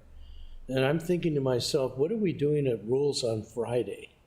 And who's going to own all of these different goals and action steps? And how are we going to possibly slog through this before the 8th of April when we get the budget? And I'm putting this out to you too, because, I mean, you've spent your time here today too, as we have, and I'm just really, like you, Mr. Chair, having a hard time figuring out. And as I said, I see this as really macro level policy issues and then very specific implementation issues. The rest of this is, this the resource document. It's the thing that you look to figure out why we're talking about these issues and what it is. And I'm certainly not interested in dragging anybody's feet, including my own, but I am grappling with how the heck we do this as efficiently and effectively as we can. I mean, do we send you individually and we'll share it with everybody else, but any of us who have individual comments on goals and implementations, so you'll know where we're coming from and then talk about it? I think that my colleague was going to opine. What are the things even in rules? What are the parts of the comp plan we're going to take up? What are the parts of it? Yeah. Well, what I'm hearing is some dissatisfaction, period, with the entire document. Okay? I think there's some of that. And if we would like to streamline this, and I said this when we spoke before the meeting, if we want to streamline it, then we need to say exactly how we want that to happen. What do we want to see in it? I don't want you to spend the next week of your time rewriting this document when we have 3 professionals in front of us who we've hired to do this and other things, of course. So what is it that we could do to amend this to make it a workable document? Because I don't know the answer to the question, what we're gonna take up in roles. Yeah. I thought that we would come up with some specific amendments that would fix some of the concerns that we have. I'm not hearing those amendments. I'm hearing generalities. I'm hearing if I had written this, it would say this. Unless we're going to do that with this whole document, how do you decide? You know, I say we look at what we cannot live with in this document. Okay? You know, we had talked earlier about dividing it amongst the council members and having each person take a piece and visit it and come back with recommendations or a thumbs up, whatever it is, so that every piece of this has someone's eyes on it from the city council, and hopefully we can come to a consensus, knowing that one of our colleagues has given it a great deal of thought. But it's three of us sitting here, and Alderwoman Pindell Charles was here, she's gone now. It's gonna take 5 of us to make a decision, and hopefully we will pass this with 9 votes. That's ideal, okay? But this is the elephant we're trying to bite one bite at a time, and we don't have the time. Some of us don't have the knowledge base. You've got tremendous knowledge base, because this is your line of work. And so we look to your advice, but what do we do with the rest of it? So I think we decide how we're gonna move forward, because rules is coming up. If we want a 1-hour rules committee meeting, I'm good with that. If we want a 3-hour rules committee, I can live with that too. But I want something to come out of it at the end of the day. I want either staff have a good direction on what they could be doing to help us, or I want us to decide, like I said, what we can live with and what we can't. You know, I agree it is too big, and I agree with what the Alderman just said, and I said it earlier. We need one document and appendices, or this should not be the document, because nobody else is going to read it besides a few people in the community, to be honest with you, unless they're looking for something specific. And if we don't add that table of contents or that index, they won't find it. So anyway, I say we come up with a strategy now, and I'll agree, tomorrow we move on that strategy, but I just think it's untenable to expect that we're gonna rewrite this whole thing. Yeah. Because Oh, we it can't is. do that.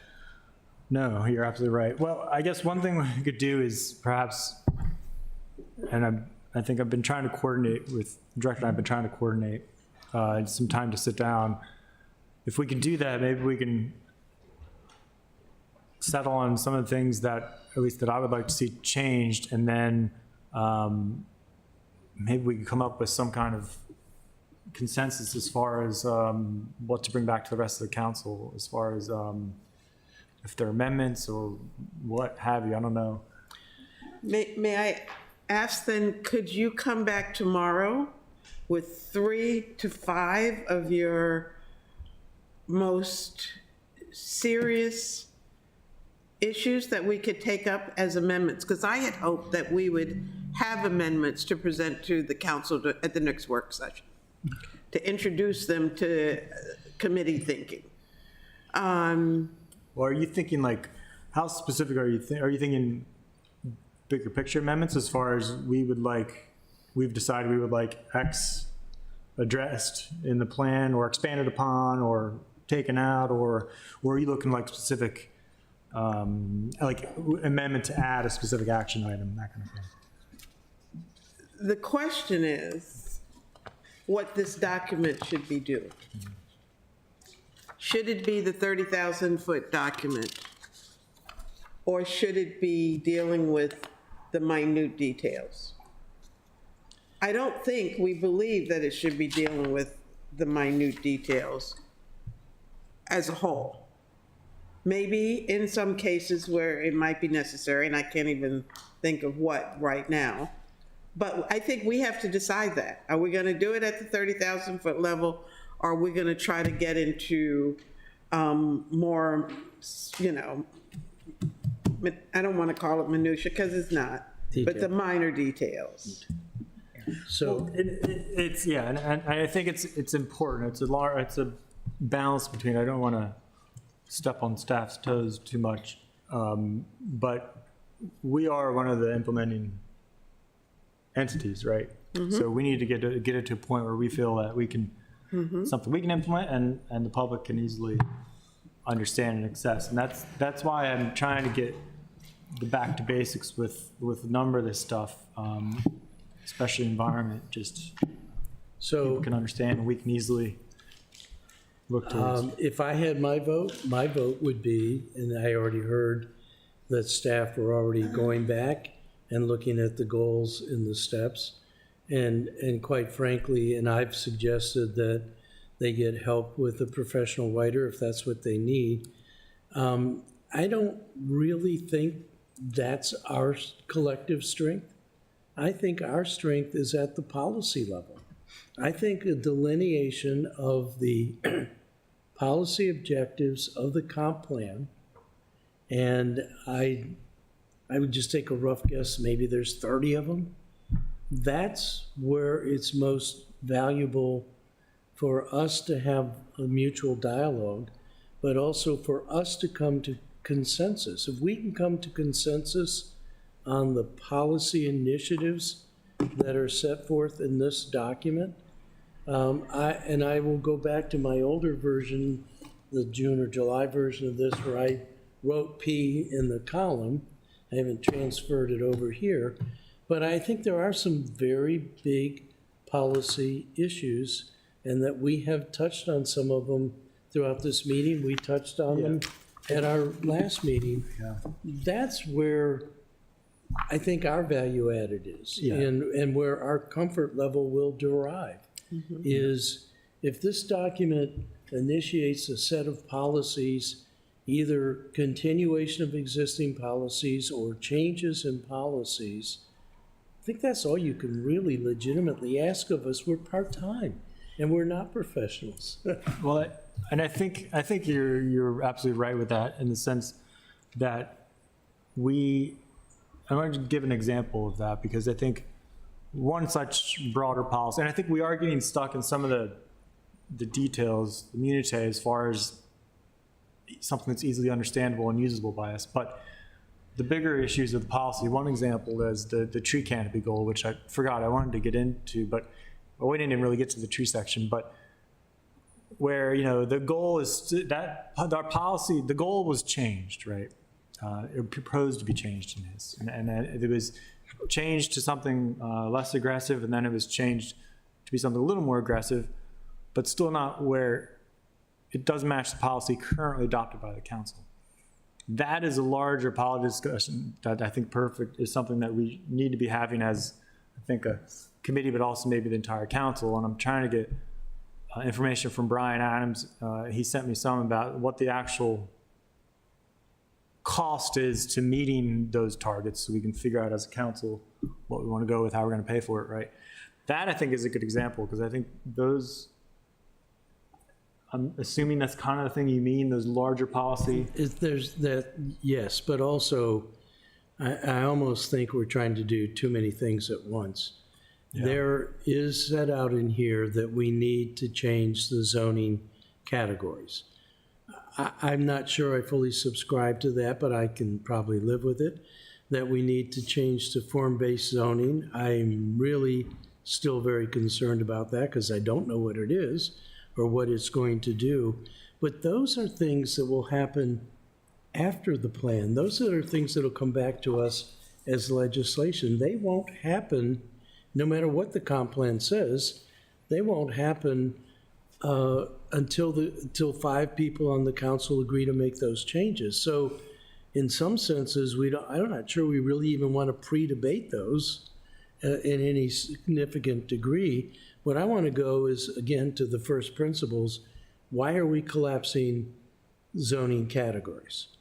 That to me is a discussion that should happen at our level.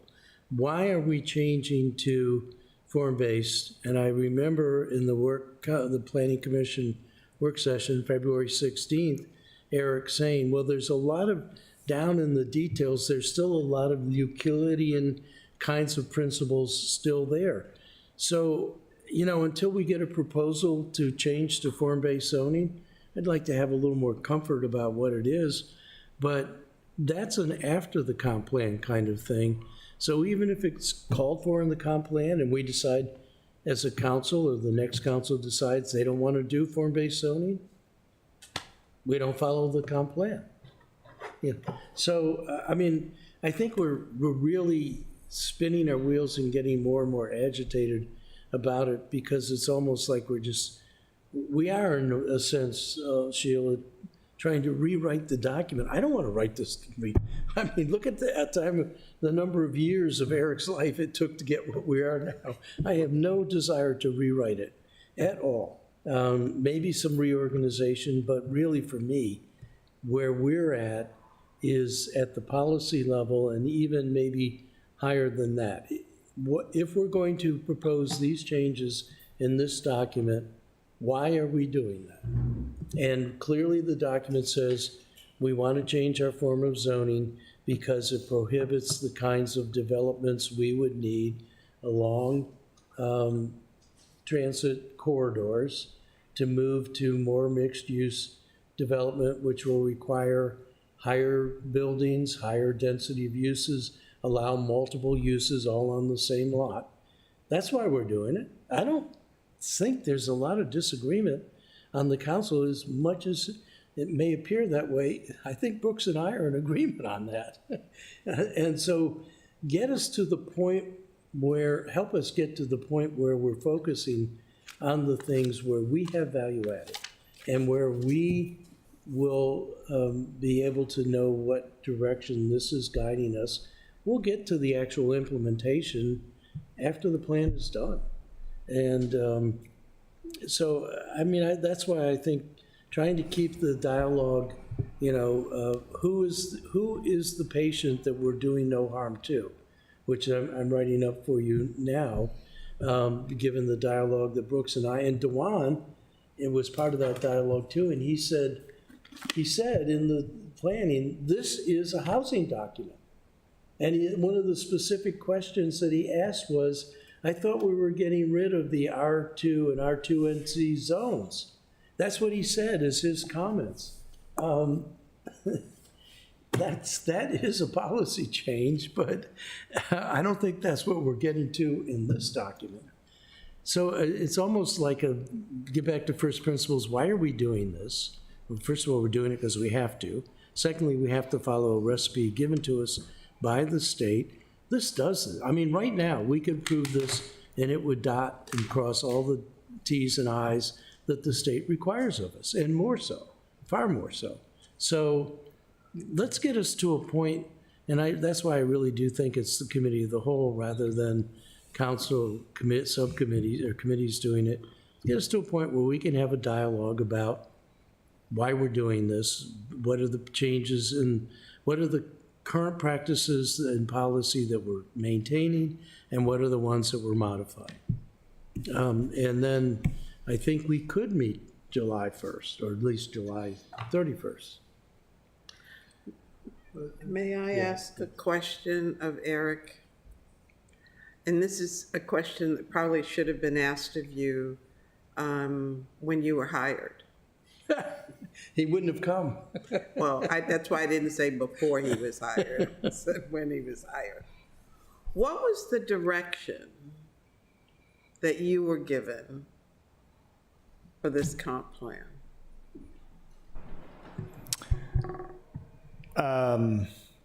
Well, the direction. Did you get any direction? Maybe that's not the right. It's been, more than three. It's been almost, 3.5 years. And so, when I stepped into the role, Dr. Nash was managing the process, and she was grateful to have me take over. And, she oriented me, and we overlapped quite a bit, as I go. But the direction it comes first from the state. You know, I had to familiarize myself with what are the state's requirements? What do we need to do to fulfill the very substantial guidelines that the state provides for what should be in the comprehensive plan?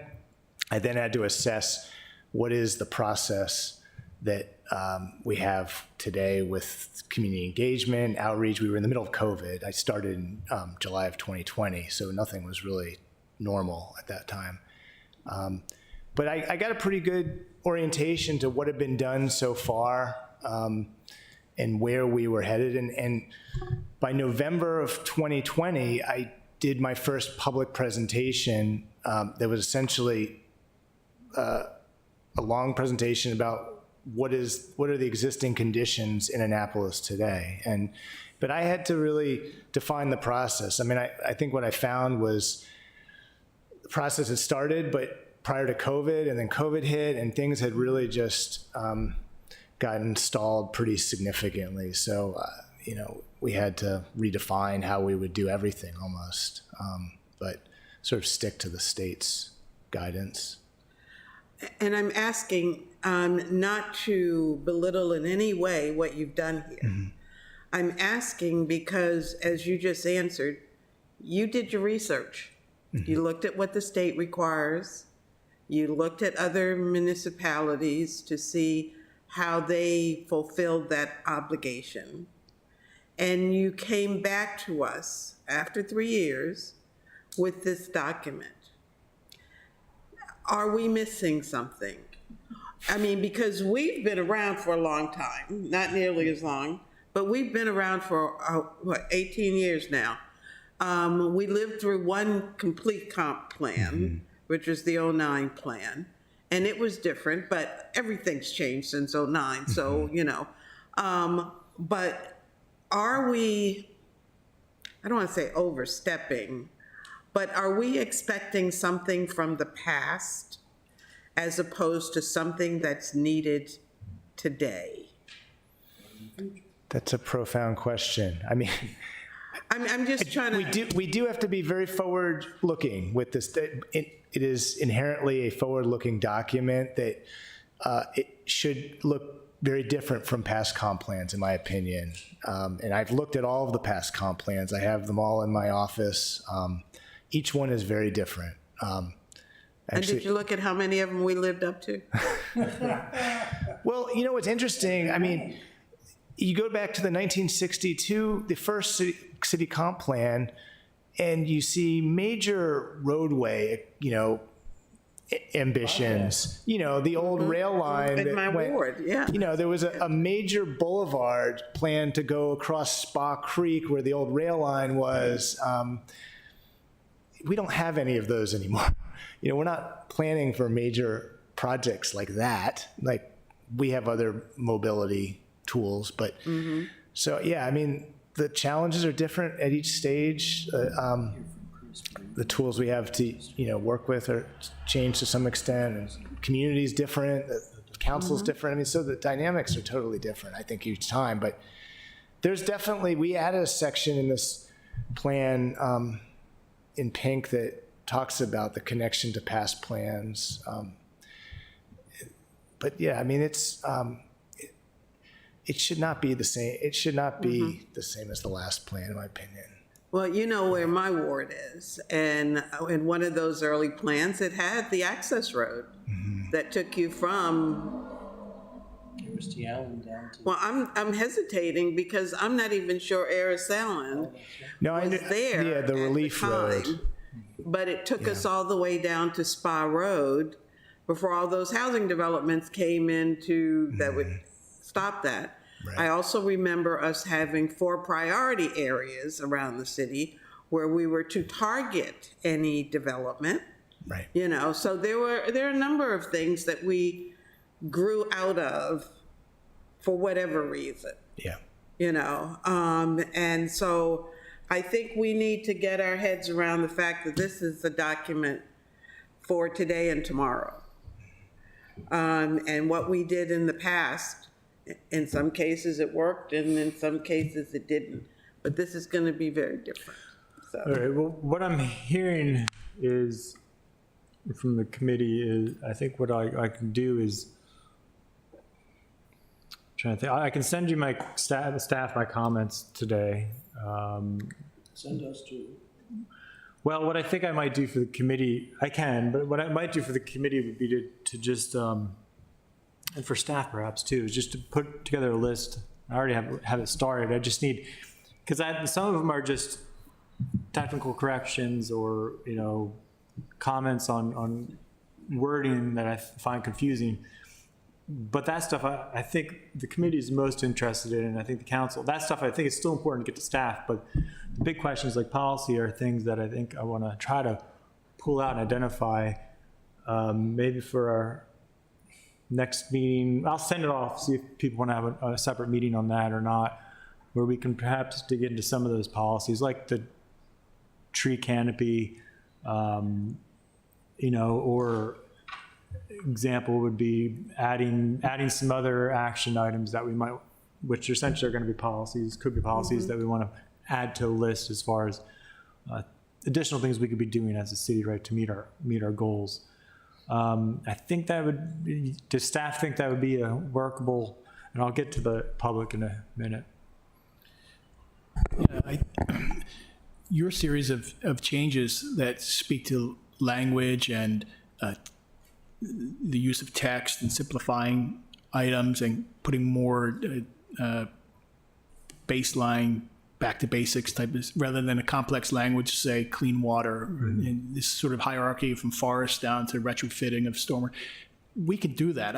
I doubt there would be objections to any of those among your counterparts, but we would still provide them to the full council so they could see those. But I don't know that we need to make that a subject of any council time to discuss, unless there's something that you feel so strongly about, and then we feel so strongly that we can't make that change because it would change the condition that the planning commission may, if there's some substantive issue that we'd have to bring to the full body for discussion, we would, but I don't see that being the case. And then we could devote our time to these bigger level policy issues. And I think a lot of it is about just giving us time to explain what the plan says about density and land use and zoning. And already from the last meeting, we learned that you'd like to see a description of how we introduce form-based zoning and how it transitions. And we've already started drafting that. We've already been thinking about that. And it occurred to us that we're kind of doing that in many respects now. We have for a long time in Annapolis. There are a lot of form-based regulations in zoning. For instance, you have to place your building line, a new building, 5 feet from the sidewalk in the gateway zone of Eastport, as one example. So there are a lot of those all over the code. But we wanted a time to talk with you about that. And I think once we do, you'll see, okay, we're not as fearful of the plan. The plan is a continuum of the previous plans, and it's about protecting what we have and dealing with the future challenges that we're beginning to see, that are communities all over the country are seeing, it's without doubt, but certainly here in Annapolis at even a higher level. So we could talk about those issues, and specifically, what do you think about this recommendation? Recommendation 4.1 that says, explore options to amend the zoning ordinance to deal with a variety of housing types within residential neighborhoods. Let's put it out there. You feel comfortable with that as a general policy? That means that the Planning Commission will explore this and decide what to do, and may ultimately make a recommendation to the City Council about a zoning text amendment. The power resides with you to implement all those ideas. This just says, we can't figure it all out now, it's impossible, but here are the kind of the issues that we need to grapple with. And we're being fair and honest about them. This is the host of things that we're going to deal with, but ultimately a future council will make those determinations about whether to change a zoning district, whether to collapse one zoning district with another residential zoning district. By the way, the main goal there might be to improve the transparency in the administration and the enforceability of our zoning codes, which is a valid code, which is made more complex by our code. So there are reasons why the plan says we should think about how we do our zoning within Annapolis. Yeah. But if we had time to sort of just talk about all that and share with you what we're seeing, what people have told us about it, I think you'll say, okay, as a major policy, as a general document, and this is all it is, a general document, it's sound, it makes sense, it's a continuum, it doesn't change anything, it's not doing any major harm in the community, or any harm in the community, but it's giving us the space we need as a city council to maneuver, to address the concerns that residents have shared with the planning commission. Yeah. That's, at the end of the day, that's why if we take it in such detail and minute, Ross, I like where you're headed on this, because you've accurately assessed what the purpose of a comprehensive plan in Maryland is. And it is a broader policy document. That's not to say we can't make the wording changes on implementation. We're ready to do that. But the question is, does this reflect, is this a good plan for our community in the big picture? Yeah, no, I understand, Yeah. and I think we need, the other question is we need to make it into a plan that we feel is going to be easily implemented, right? Yeah. And that's just, again, as an example, that's why I think I mentioned this at the work session, pushing for a specific goal of dealing with cycling, right? Because I think if we list everything in one place, just like we would do, with clean water, all in one place, people can go and look to it. The future council can look and say, oh, here's how we can improve our cycling, improve our water, that kind of thing, looking at one list. But I will assure you that the way this is formatted now doesn't mean that we can't, in the future, take out and provide, what does the comprehensive plan say about mobility and bicycling? Well, here's the document that says that. We're never going to get this document perfect. It'll be another year or so before we could do that. But we can continue to draw from it and express policies that are in it. So if you want to know what the plan says about biking, we could do a report on biking and have that as the policy in biking. And you don't have to go about adopting that over again. It's in the plan, Yeah. So, which I'm just trying to caution the council from going too far into editing and rewriting, because it's a major undertaking to rewrite even a small plan. But as it gets larger and complex, it's all interrelated. It is. So you start making changes, then it changes. No, I think most of the text is good. I think it's just the goals that we're trying to get refined. Right. I want to make sure Before we, I do want to hear from Barbara also, but I thought we had a good dialogue between ourselves. I know tomorrow when it's you and Brooks and I, we're going to have a good dialogue. I'm worrying about how much we have to soak up the staff time. I mean, you can probably mostly, I'm not going to be proposing any amendments tomorrow for ed rules. I don't know if you have some or not, because I'm still. I had some, but I don't think I am. Because I don't know our direction, and I don't. I agree. But could I ask another question? Alderwoman Pendle Charles raised two issues, public safety and seniors. And I know you guys are thinking about what you heard at the work session. Are you thinking about making some amendments yourselves that will speak to her concerns? Yes, exactly. And that's what we're going to put in that memo that we're going to bring back to you and talk about. We actually want to say, does this amendment reflect the will of the council? And hopefully it will reflect the councilwoman's concerns, but generally, and if everyone says, yeah, that sounds about right, we're going to put that issue aside and go to the next topic. And that way, we think we can get to the end point. Okay, you're not going to put it aside. You're going to bring it to a committee or rules or some committee to get the amendment to be added. Oh, yeah, we're going to implement that change. It's done. Yeah. Like, we're going to put it on the stack of things that the council agrees with. Yeah. But then we can sponsor those amendments and get them into the document. Do we need to do amendments, or can we just talk about edits? I mean, amendments is a very. Don't we have to approve this as a document? Well, but I mean, staff could essentially, if we give them our feedback like we have, they could give us changes with the next, I don't know how you're going to do it. Are you going to have Do they have to be amendments, or are you just going to give us a So new? for the Is last this an comp ordinance or a plan, resolution? for the last It's a comp plan, we resolution. didn't make amendments to the plan. When it came to us, the council made comments, they went back and came back with a redraft.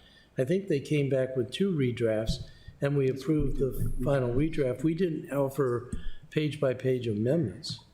I know that, but Yeah. I thought since we didn't have a process going forward, but if we don't need to do separate amendments, I don't Then think we we don't do. have to, Yeah, then. no, I think that would complicate it.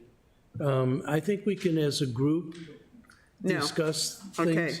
Yeah, discuss these things, come to a consensus in the work groups, and look at the changes that Eric made in this version from the last version. All you have to do is look at all the red things in here. I mean, there's no problem in getting changes to this document. It's been made very spontaneous. And I don't think any of us are really going to propose anything too extreme that where people would You're not disagree. going to propose anything extreme? I'm trying not to. I'm just kidding. So, I've tried to learn over the years. So I want to hear from Ms. Beeler. I'll give you a few minutes. Come up to the podium, please.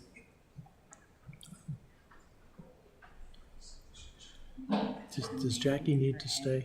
Jackie, did you, I mean, you can No, take I'm off. fine. I believe the environmental programs coordinator and/or one of the assistant city attorneys is with the conservation board right now.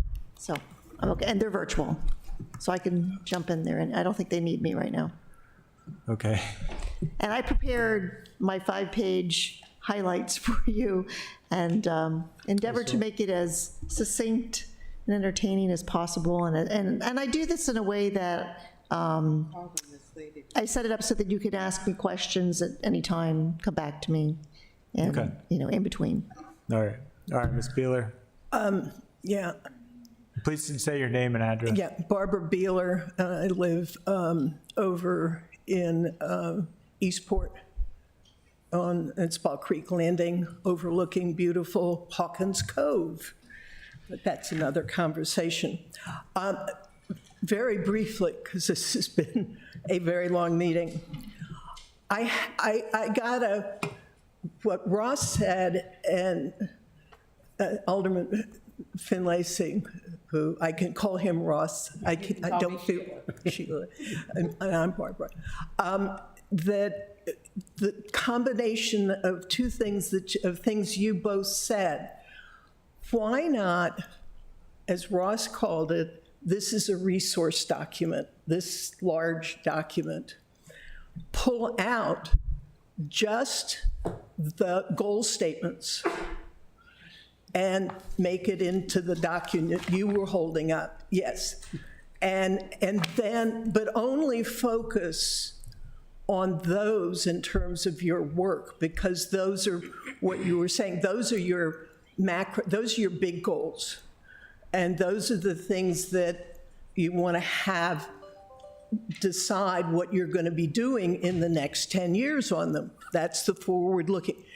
We're going to do creek sheds, okay? Well, what are we going to do in the next 10 year on creek sheds? And that's ought to be, a set of goal statements, and I call them objectives. So I think you can pull it out, and you're going to end up with, having spent a lot of time on this document, I think you're going to come out with something it's much easier to manage. I don't know if you've done that already is the only question. Well, there's something like that in this action. Okay, that's too much. Well, okay. That's too, sorry, Eric. Yes, right. It's got to get down.